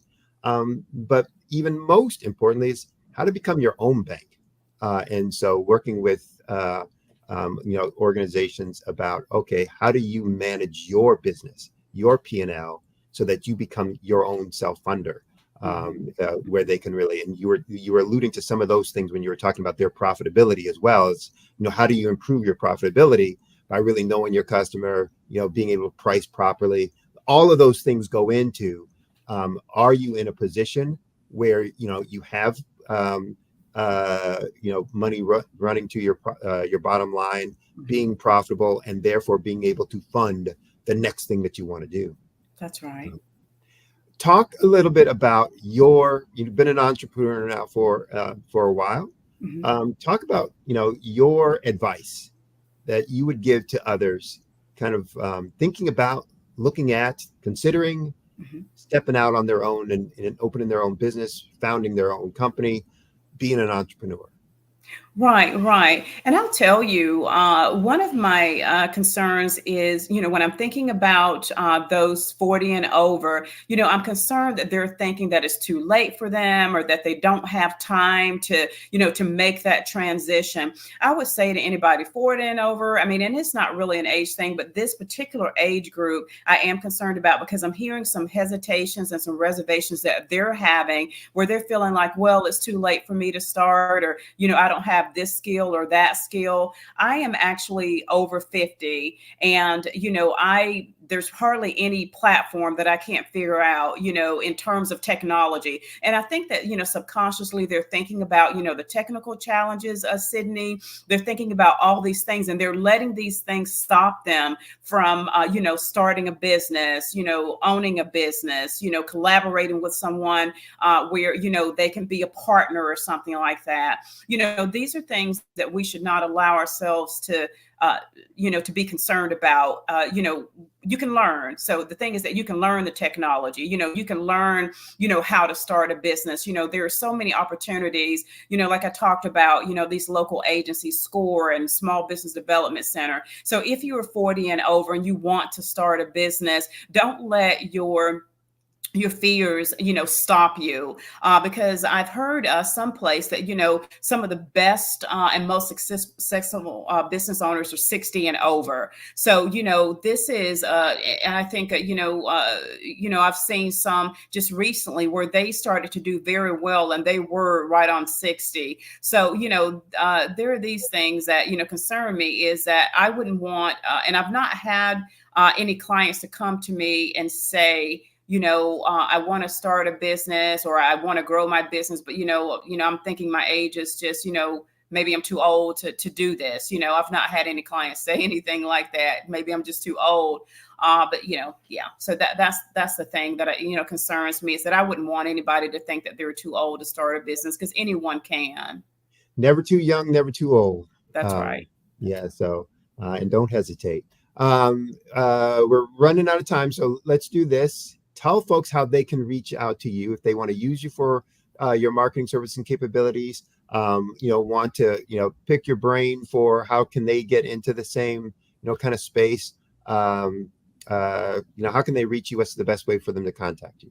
Yes. So now the best way to contact me is via email, pr@glennagonzalez.com. So it's my name, P as in Paul, R as in Robert, at GLENNAGONZALEZ.com. So that's one way. And then I also have an answering service, and you can call that number at 919-727-4225.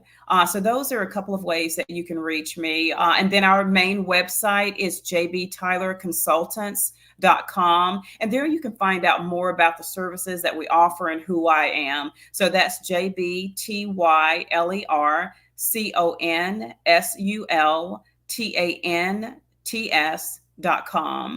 So those are some of the main ways to reach me. Okay, great. Before we sign off, any last piece of advice or thing you want to tell all the folks listening out there? Well, I'll tell you, we're into people promotion, entrepreneurship promotion. And for the month of November, we'll be promoting content creators of any kind. I just looked at our magazine platform and we've had over 14,000 impressions since we started publishing in April. And so, there's visibility, there are eyes on, the magazine that we publish, Entrepreneurs in the Spotlight. So for November, we'll be promoting content creators, whether you're a YouTuber, whether you're an ebook author, fiction or nonfiction author, whatever your methodology is for, promoting yourself via content creation, we'd like to focus on you for November. And so that's going to be the theme of our magazine that's going to be published in about 2.5 weeks, is, content creation and the people within that space. Okay. Well, it has been very fun and interesting in talking with you, learning more about your business. I'm sure the folks out there have learned a ton about the right approach to marketing and growing their business. So thank you for taking your time and sharing your time with not only us here, but all of those folks out there watching and listening as well. So thank you, Sydney. Thank you. Look forward forward to seeing you the next time. And as we say, genius is common. I'll see you on the other side. Thank you.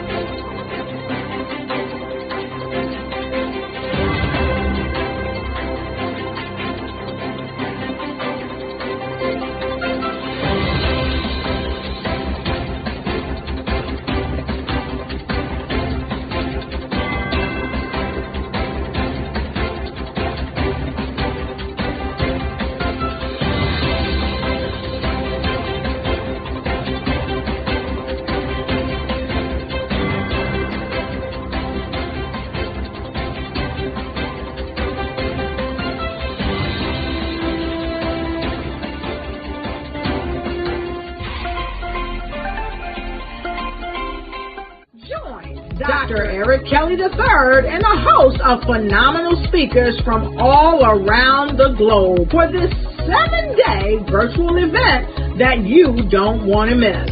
The mission of the Black Business Expo is to raise scholarship money from kids all the way from high school, all the way from college. The Black Business Olympics is one of the largest Black business showcases in the world. It is an opportunity for businesses and companies to showcase their businesses globally. We are going to be giving away laptops up to $5,000 away to students.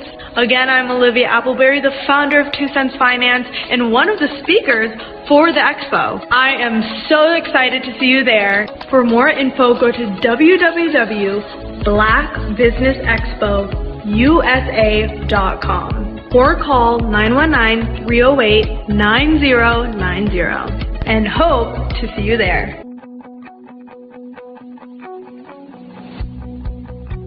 I am Black Business.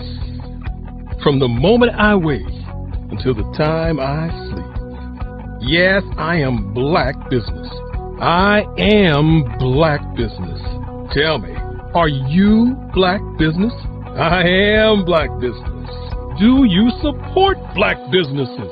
Listen, I support Black business because I am Black Business. Black Business Expo, one of the largest business showcases in the history of Black business in the world. The world! Sign up today at www.blackbusinessexpousa.com or call 919-308-9090. I am Black Business. I am Black Business. From the moment I wake until the time I sleep, I am Black Business. I am Black Business. Are you Black Business? I am Black Business. Do you support Black businesses? I support Black business because I am Black Business. Black Business Expo, one of the largest business showcases in the history of Black America in North Carolina. Join Dr. Eric Kelly III and a host of phenomenal speakers from all around the globe for this 7-day virtual event that you don't want to miss. The mission of the Black Business Expo is to raise scholarship money from kids all the way from high school, all the way from college. The Black Business Olympics is one of the largest Black business showcases in the world. It is an opportunity for businesses and companies to showcase their businesses globally. We are going to be giving away laptops up to $5,000 away to students.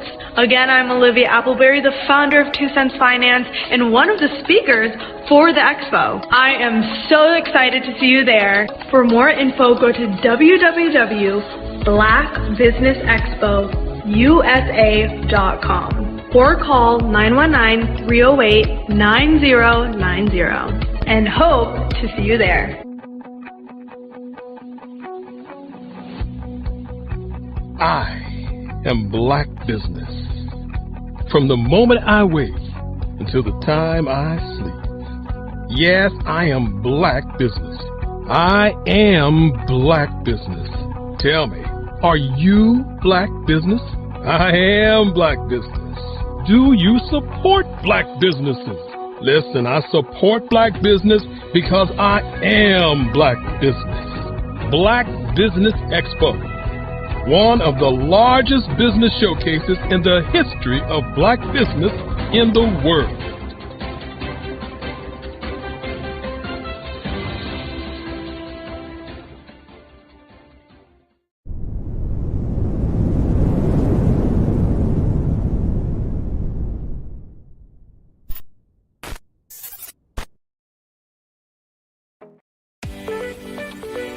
You are in the right place at the right time.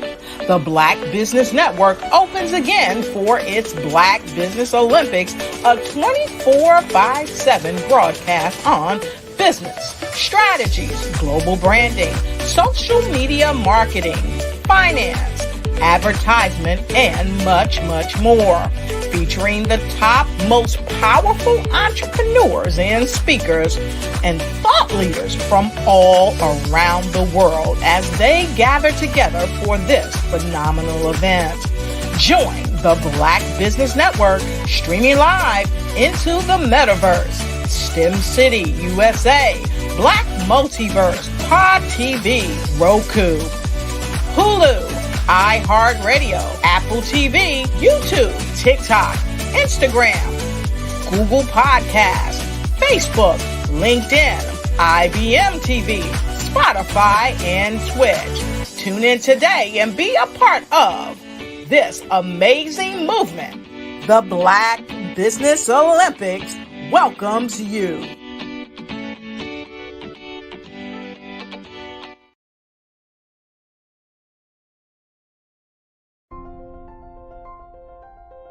What if you could build your own city? A place where every child can find nurturing people to help them achieve their full potential. A place where every adult can access job training support. Where health education is abundant. Where social justice ruled the land. A place without limitations. Welcome. You have arrived at STEM City USA. It is what every city should be. A safe and trusted community where you find people and resources to help you become everything you are and beyond. STEM City is unlike anything you have ever experienced. It is a digital twin of the world around you, only better. STEM City is about energy and soul renewal. It is more than a digital world. You can almost feel the power of live cultural events, music, and theater. STEM City promises a better future for children with caring mentors and hands-on activities with dedicated tutors to support our youth. STEM City is your passport to a healthy lifestyle with weekly events addressing our community's many issues.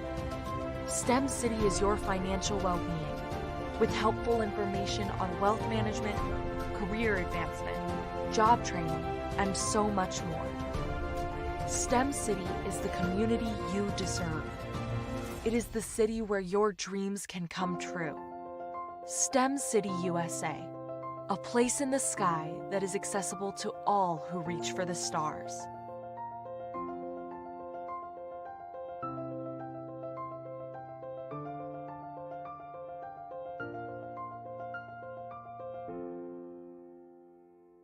Artist to me is a creative expression of something from nothing. You know, it explodes onto the canvas, or it explodes on in my work. One of the things that I try to do more than anything is I try to just give the lines and the movements and emotions and expressions into what I do. Art really means to me a chance to express how I feel deep down inside. Most of my art begins as a thought that I might have, you know, whether it's sports, whether it's history, whether it's a woman or a man. It pretty much starts as an idea of thought before I get into the actual image of what I'm going to draw. I do a lot of historical pieces. I was a history minor in college, and I love to do history pieces. And a lot of times I'm thinking about history, and then I try to make that history impact you as you look at it. That's one of the reasons I do pictures so large. You know, people ask me, why do I do pictures so big? And I tell them, I want the piece to impact them as they're looking at it, to kind of dominate them, dominate their space. And most of my pieces I try to do off page. I don't try to do anything that's going to be in those four corners or in a square. And I want your imagination to be a part of the piece that you're looking at.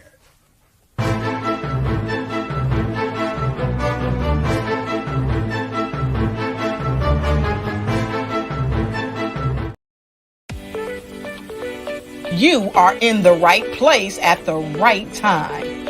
The Black Business Network opens again for its Black Business Olympics, a 24/7 broadcast on business, strategies, global branding, social media marketing, finance, advertisement, and much, much more. Featuring the top, most powerful entrepreneurs and speakers and thought leaders from all around the world as they gather together for this phenomenal event. Join the Black Business Network streaming live into the metaverse, STEM City USA, Black Multiverse, Pod TV, Roku, Hulu, iHeartRadio, Apple TV, YouTube, TikTok, Instagram, Google Podcasts, Facebook, LinkedIn, IBM TV, Spotify, and Twitch. Tune in today and be a part of this amazing movie. What if you could build your own city? A place where every child can find nurturing people to help them achieve their full potential. A place where every adult can access job training support, where health education is abundant, where social justice ruled the land. A place without limitations. Welcome. You have arrived at STEM City USA. It is what every city should be. A safe and trusted community where you find people and resources to help you become everything you are and beyond. STEM City is unlike anything you have ever experienced. It is a digital twin of the world around you, only better. STEM City is about energy and soul renewal. It is more than a digital world. You can almost feel the power of live cultural events, music, and theater. STEM City promises a better future for children with caring mentors and hands-on activities with dedicated tutors to support our youth. STEM City is your passport to a healthy lifestyle with weekly events addressing our community's many issues. STEM City is your financial well-being with helpful information on wealth management, career advancement, job training, and so much more. STEM City is the community you deserve. It is the city where your dreams can come true. STEM City USA, a place in the sky that is accessible to all who reach for the stars.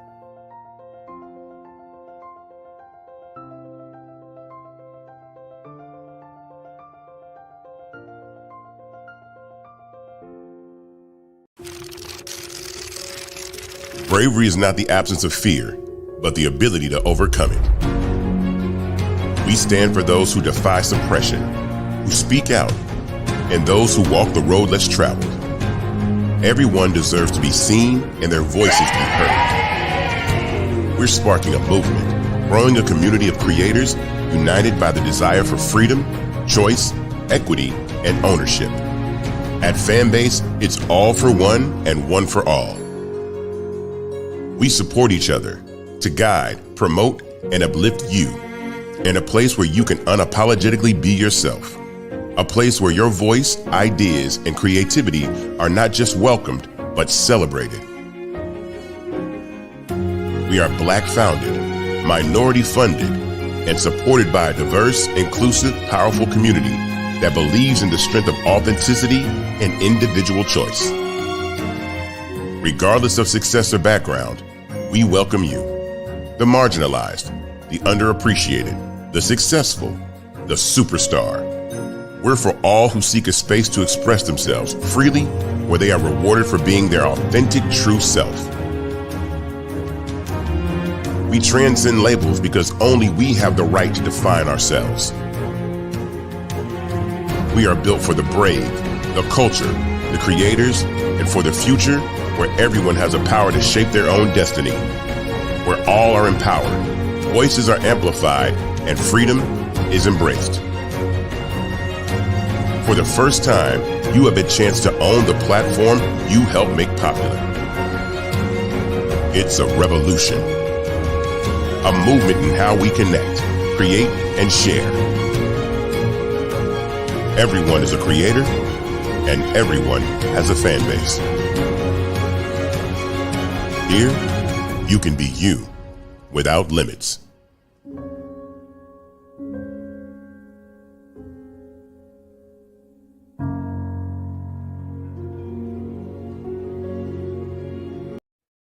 Hey everyone, it's Grant McGaw, CEO of 5-Star BDM and host of the award-winning Follow the Brand podcast and TV series, where I help you to build a 5-star brand that people will follow. My genius is personal brand development through intelligent communication and helping you achieve your business and career goals. I am a requested speaker on digital technology and brand development issues. I want to work with you to increase the value of your current opportunities while attracting new ones. Every one of you is unique, and we all share challenges that can be addressed through smart branding. As a super connector, I work with you as an executive coach to guide you along the complicated business and career development road, providing the enhancement tools and information you need to succeed. Together, I will help you succeed in today's challenging business climate. I will evaluate and measure your progress. Best of all, I am right alongside you every step of the way. Build the brand called you. Genius is coming.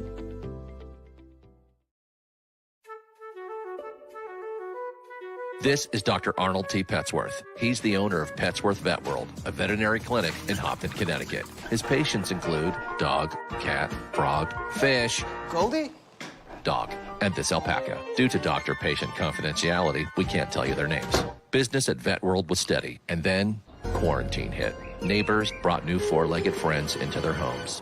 Bunnies. Bunnies everywhere. Dr. Petsworth welcomed these new patients with open arms. The only problem? There were more appointments than he could manage.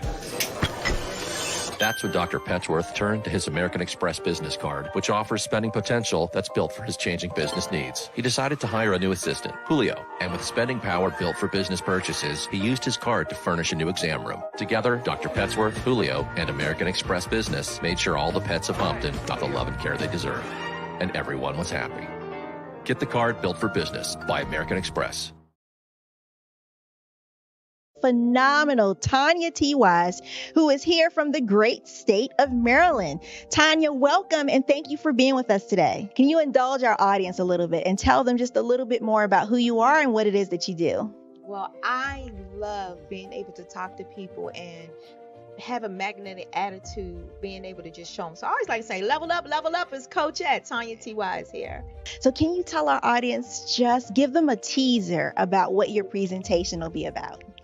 So my philosophy is that we should all be living our dream life. So tomorrow I'm going to talk about how you start living your dream life. What are some of the things that you thought about in your childhood that you just kind of let go and dormant? Wow. And I want to reignite that and just give you some pointers and some tips, some tools, some strategies to be able to start living your best life now. And guess what, Akwanda? And leave an inheritance for your legacy. Oh my goodness. Okay, I know that's resonating with a lot of people. I've heard that you have a dynamic coaching program. Can you tell us a little bit more about that? Absolutely. So our coaching program help people that have the lack of time, that lack strategies, and lack the confidence to go after their dream life. So we help them implement tools, we help them implement strategies, as well as give them resources so that they can live their best life now and leave that inheritance. Wow. Oh, I love that. I love the leave the inheritance part. Listen, you are dropping some major nuggets, and I know a lot of what you're saying is resonating with a lot of people, but I think we're all curious. How did you even make this transition into the speaking and coaching arena? What's the story behind this? So I started out in finance, and I realized that a lot of people don't necessarily go after their dream life because of the lack of finances or the education behind finances. But it wasn't until I lost my firstborn, my only son, that life changed for me. And where I was going after it all, living the corporate life, hit my 6-figure income and living in my dream house with my dream man, driving my dream car. Wow. I nearly lost it all. Wow. when I lost my son. And so I realized it only takes one financial catastrophe that can change your entire life. That's what made me start All New Beginnings. Because no matter what's going on in life, there's a new beginning. And because of that, we develop a program called Wise Minded. My little slogan is, don't just dream it, let's live it. If they want to connect with you or work with you, what is the best ways for them to be able to do that? Well, for my social media guru, you can connect with me on every single social media platform as Tanya T. Wise. Every speaker has a moment where their words can spark inspiration, drive change, and transform lives. But what happens after the applause fades? With 5-star BDM, your voice doesn't have to fade. We transform your live session into a professional ebook. Imagine your session becoming a permanent, interactive asset, reaching new audiences across the globe. Like Grant McGaugh and Dr. Eric Kelly III, whose session on the Mindset Revolution continues to inspire thousands through their custom ebook. Your ideas can become a lasting impact. Turn your session into an ebook that not only tells your story, but expands your reach, builds your brand, and engages your audience. With embedded videos, custom graphics, and a stunning flipbook or PDF format, your message will inspire long after the event is over. And for a limited time only during the Black Business Olympics, get your custom ebook for just $199, down from the regular price of $399. This is your chance to transform your message into something truly unforgettable at an unbeatable price. Your package includes a professionally designed ebook, a flipbook or PDF, embedded video of your session, and custom graphics. Everything you need to showcase your message in a way that lasts. With 5-star BDM, your session becomes more than a moment. It becomes an opportunity for growth, greater visibility, and lasting impact. See your influence multiply as your message reaches new clients, partnerships, and platforms. Ready to turn your ideas into a global movement? Visit 5starbdm.com to secure your custom ebook today. Your audience is ready to listen.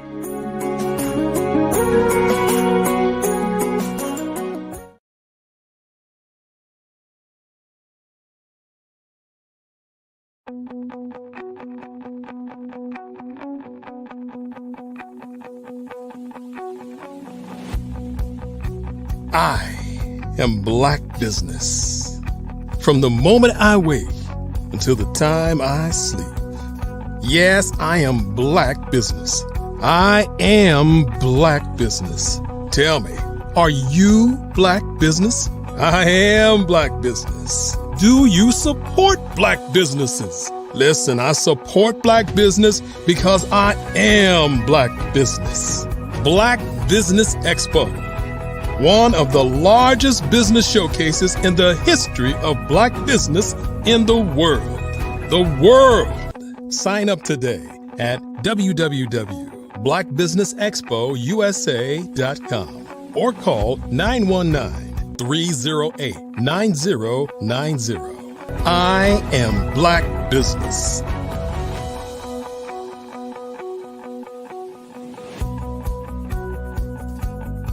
Sometimes you got to hear the news from the Black perspective, and more specifically, Black publishers. And that's exactly why you have to download the HeyTie app, the largest mobile app delivering breaking news, videos, and podcasts from 200 of your favorite Black publishers. Yes, 200 Black publishers delivering news as it happens, literally all in one app. Go to HAYTI.com or download the app in the Google Play Store or Apple App Store. It's completely free, along with information that you can trust, so go check them out.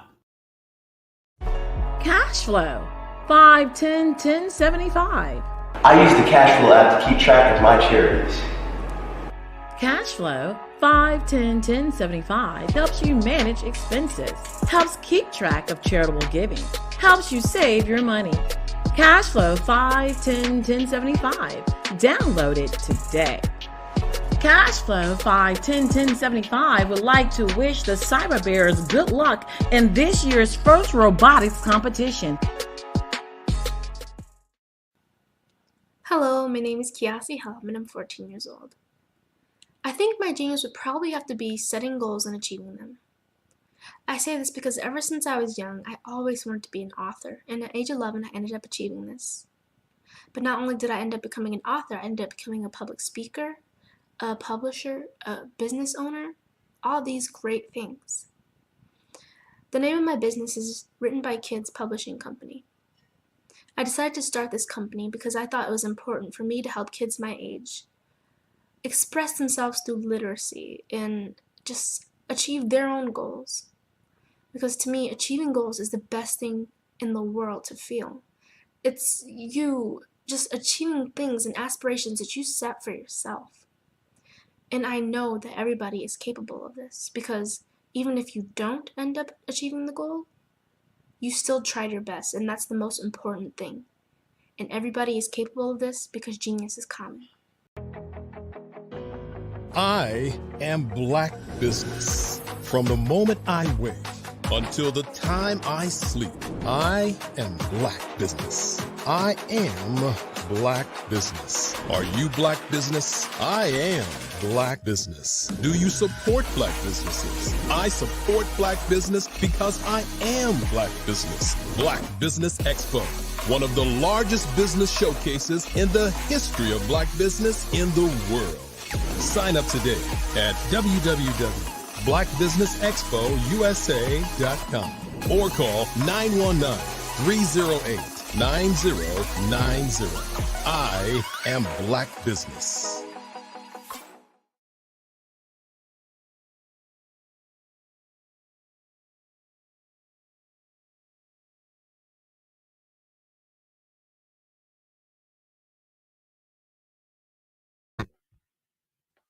Good day, business owners, entrepreneurs, thought leaders, and corporations. Welcome to the Black Business Network. My name is Sidney Wormsby. I'm your business moderator for this session on the Black Business Network. The Black Business Network is a 24-hour business network showcasing Black businesses, business owners, entrepreneurs, and thought leaders worldwide. We have speakers from North Carolina, from London, from Singapore, from Africa, Japan, and cities all over the United States.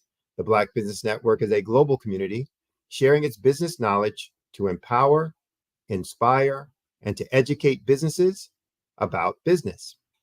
Now, actually, I'm going to also be your next speaker and the final speaker on this session of the Black Business Expo. And I wanted to take a little time today. We were having some conversations during some of the earlier fireside chats about issues that businesses deal with that I wanted to maybe expand a little on. One of the conversations was around financing for small businesses. And as we and the other speaker were discussing, one of the biggest obstacles to growth that most businesses have is actually in securing access to capital. So I want to talk a little bit about that. Some strategies for getting approved for loans and credit, et cetera, but also some alternative ways to finance your business. But before I get into all that, I wanted to give you a little bit of background about myself. As I said, my name is Sidney Wormsby. I am a business growth Imagineer. I'm the founder of a company called Huertas e Decus, LLC. Huertas e Decus is Latin and can be translated either honor and distinction or excellence and distinction. My practice is, again, a business growth practice where I assist business owners, CEOs, presidents, et cetera, to double the profits of their business, typically in less than a year, using a concept called small change to big things, and an approach that I use in working with them on identifying what kind of procedural, behavioral process changes that they need to make and some key systems of business where all business growth comes from in order to be able to achieve transformative impact on their business. So we'll get into some of the details about that later. My background is pretty diverse, both from the kinds of responsibilities I've had. So I've a deep and diverse experience within the corporate world, but also as an entrepreneur, but also on the academic side as an adjunct professor. So on the corporate side, I've been everything from a functional lead head corporate staff from entry level, middle level management, all the way to executive level management for some of the top Fortune 50 companies, International Paper Company, Mead Corporation, PepsiCo, JP Morgan Chase, Citigroup, et cetera. So on the domestic side, on the global side, global ops manager, regional operations manager, global product management, and again, executive business unit level management.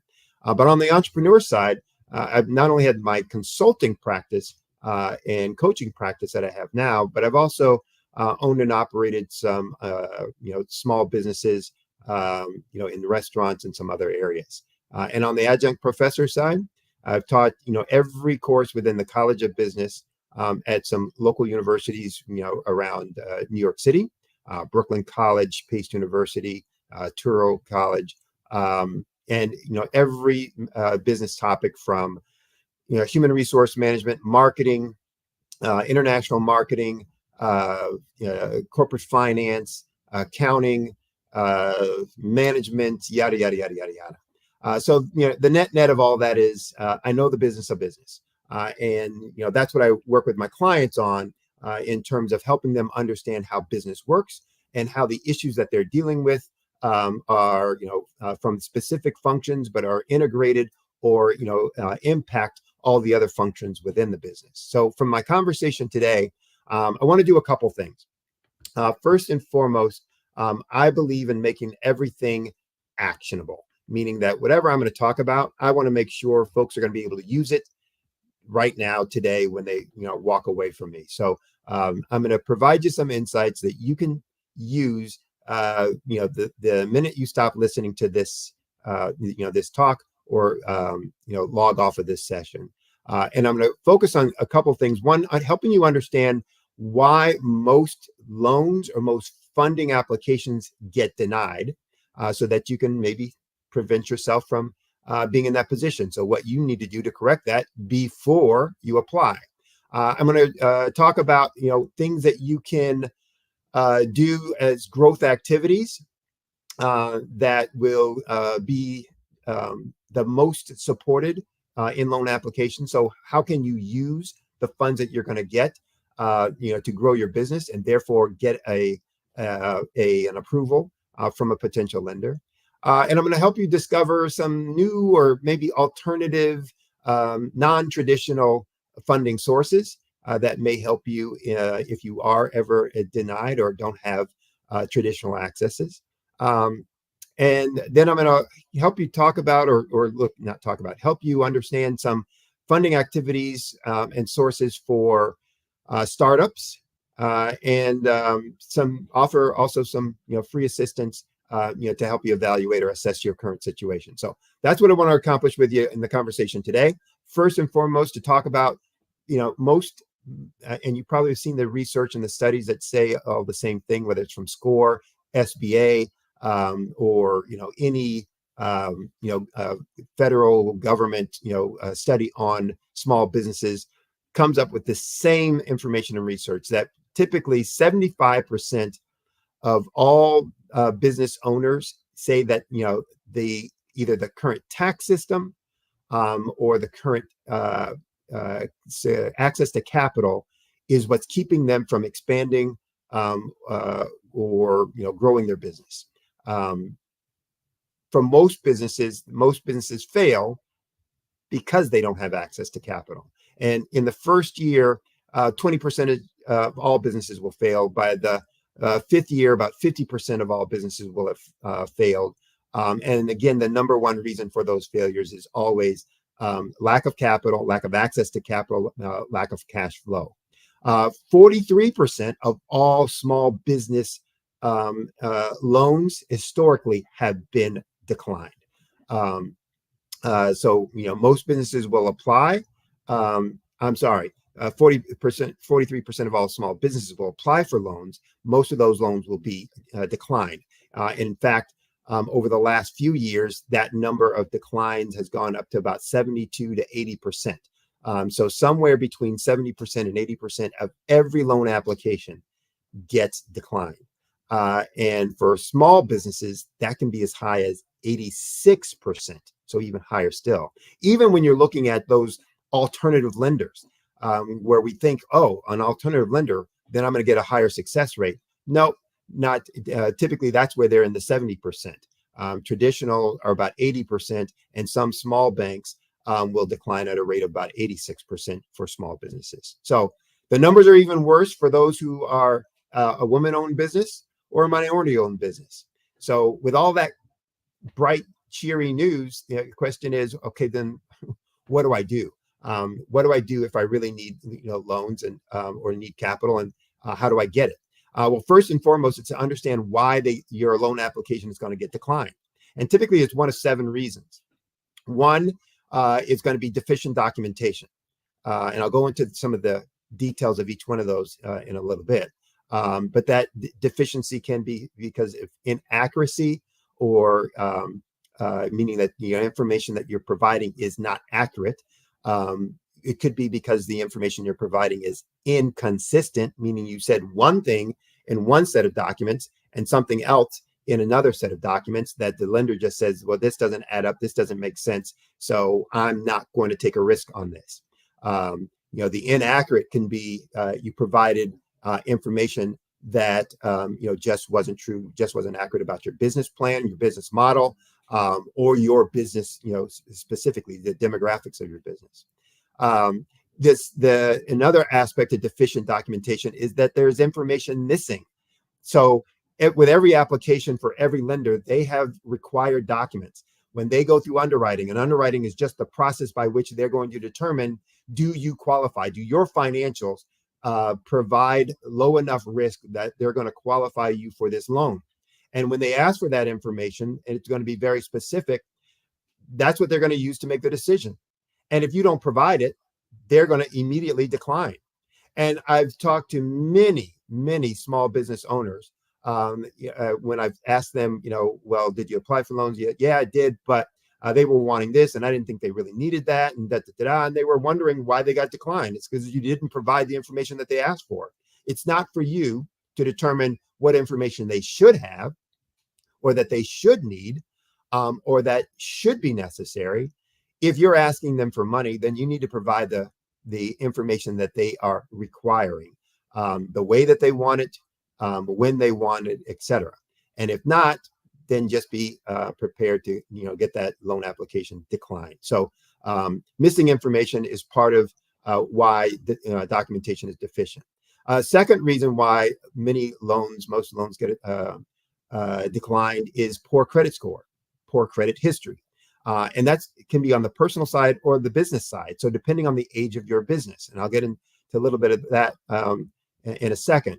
But just like with yourself as an individual, your business has a credit score that is based on their financial history, their payment, the payment of debts or credit obligations, the amount of cash you have on hand, the amount of loans or credit that you already have out in the marketplace.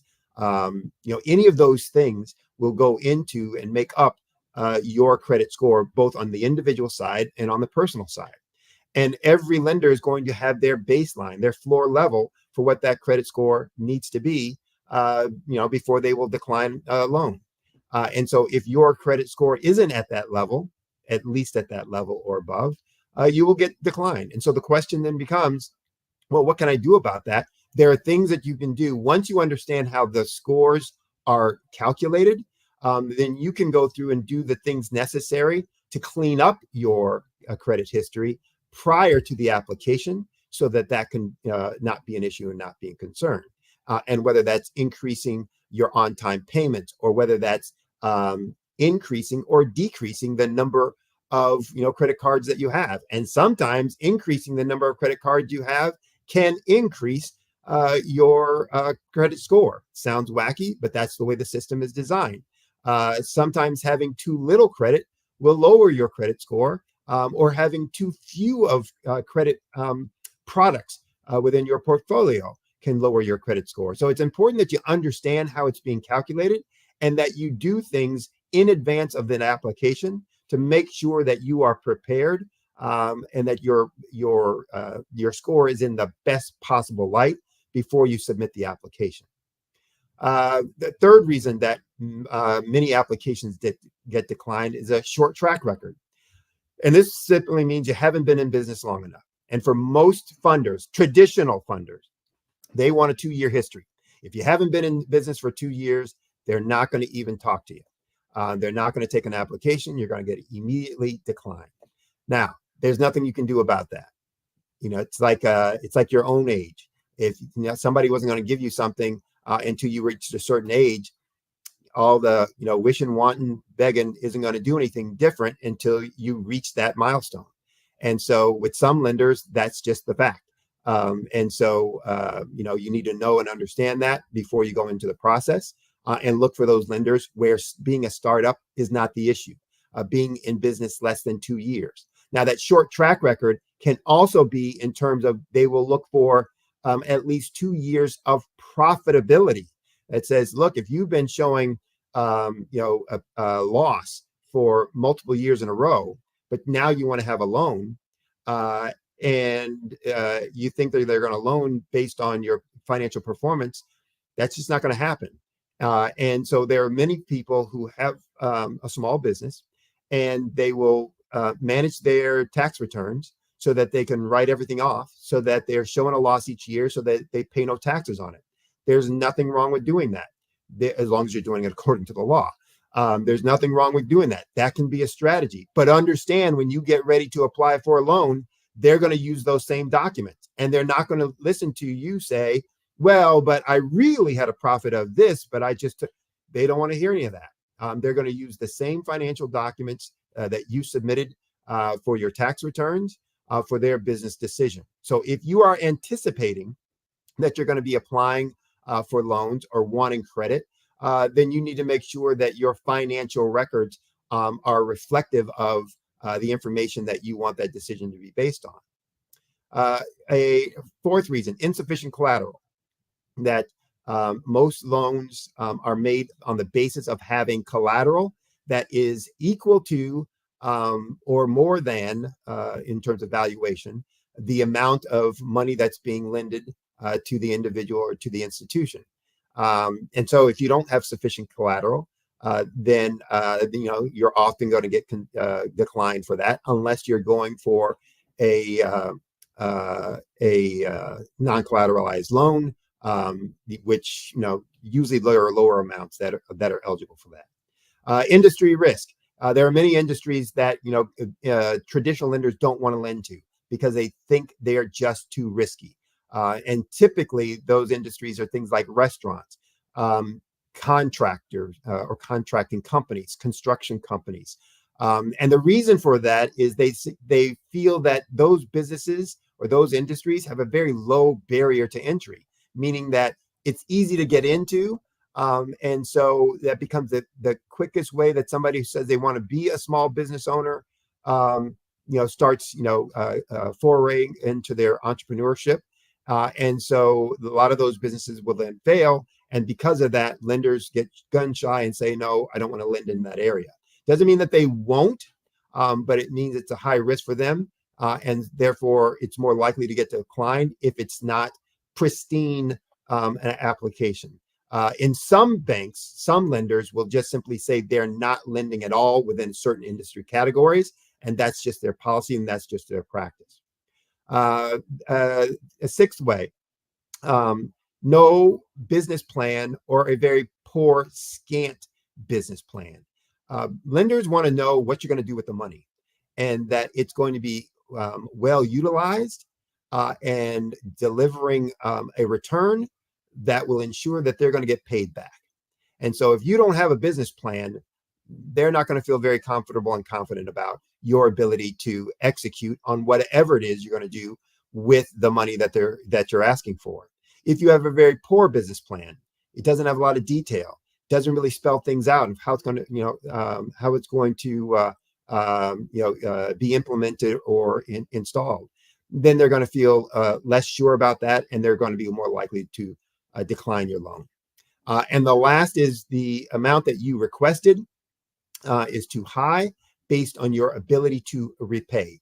the profitability of what you are or the cash flow that you're churning within that business doesn't match the amount that you requested.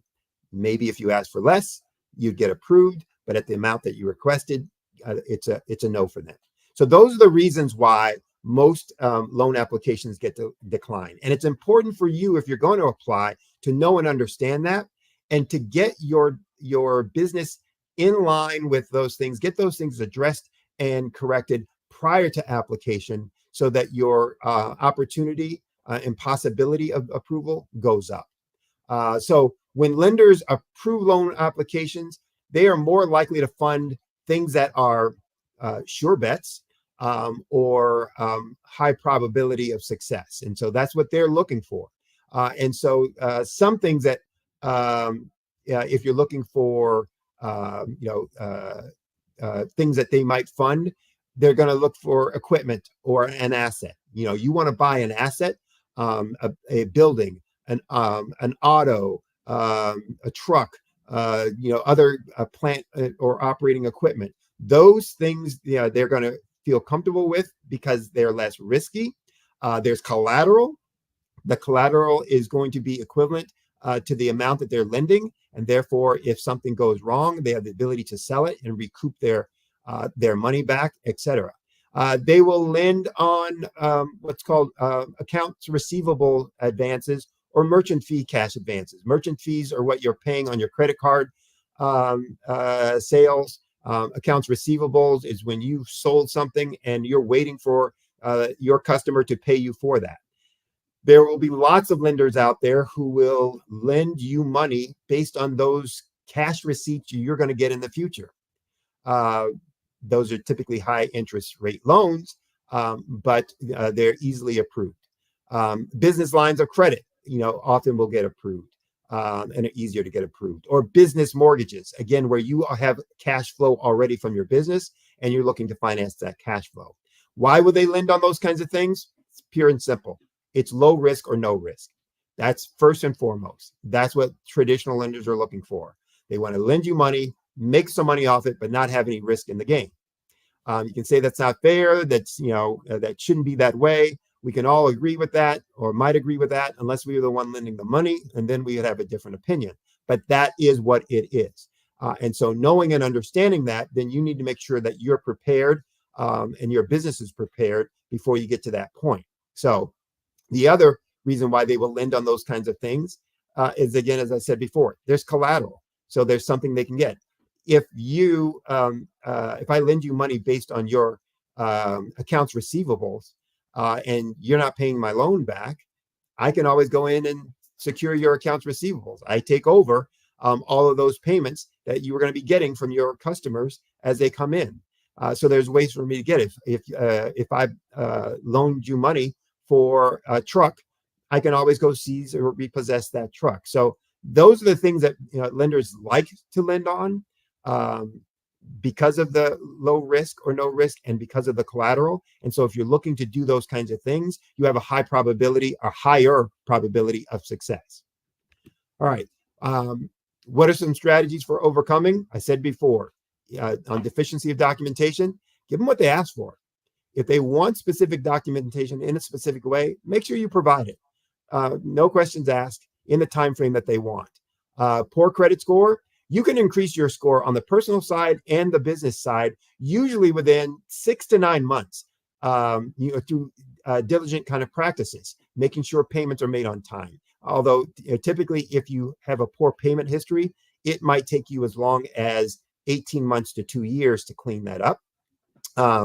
But if you have more than 1 or 2 late payments, if you only have 1 late payment, then definitely within that 12 to 18 months you should be able to clear that up.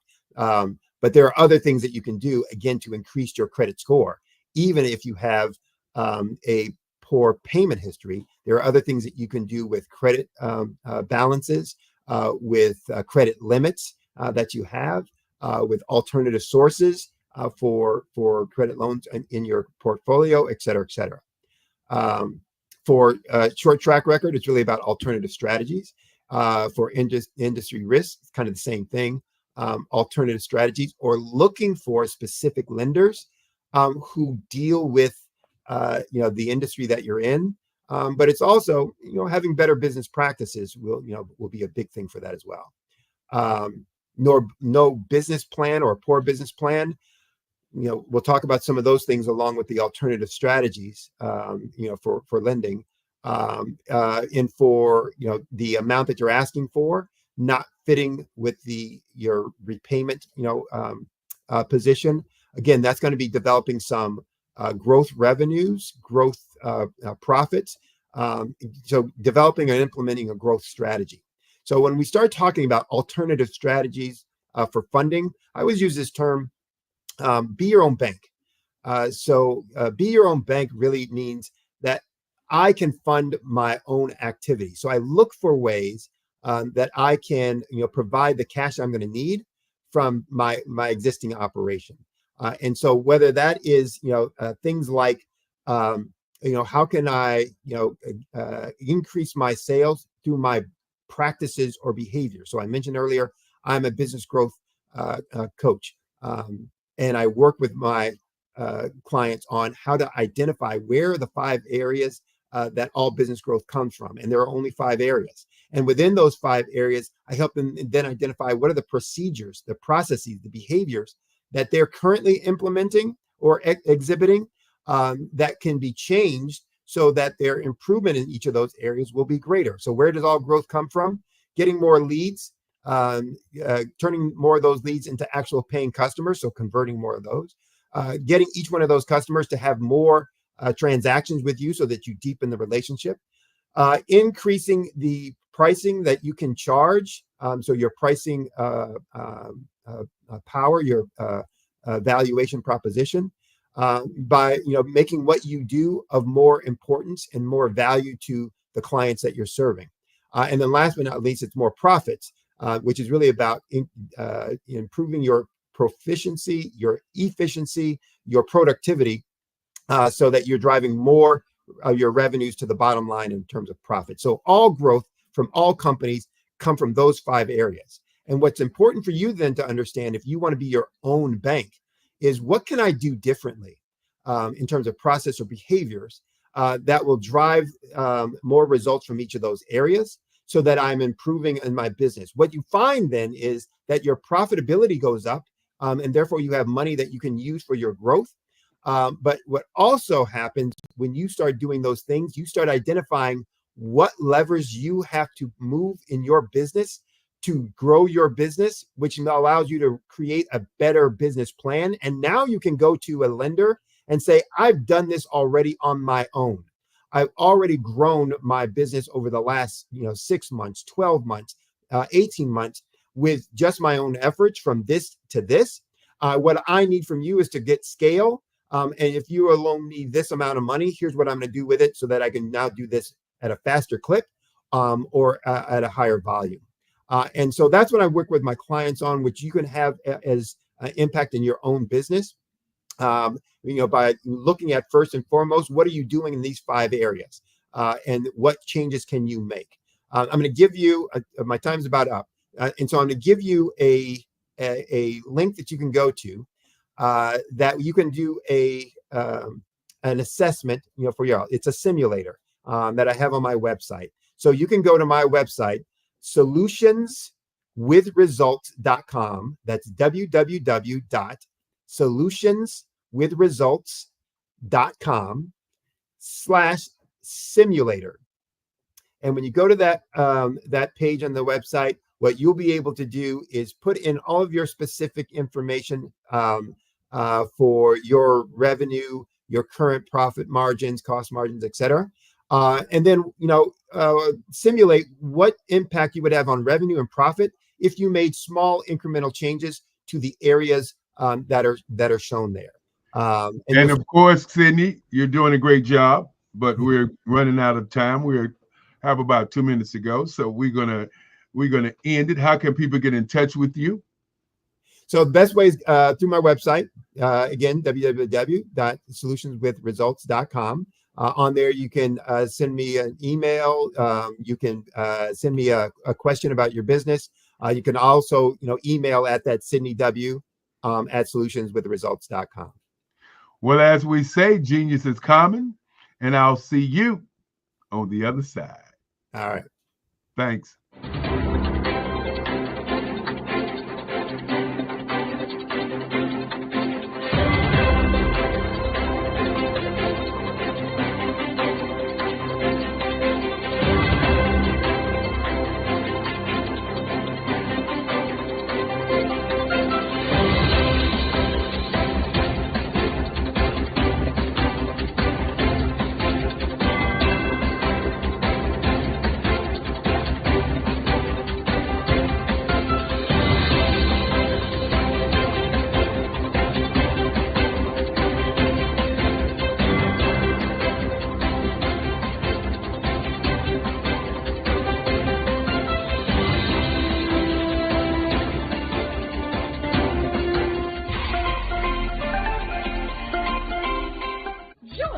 Dr. Eric Kelly III and a host of phenomenal speakers from all around the globe for this 7-day virtual event that you don't want to miss.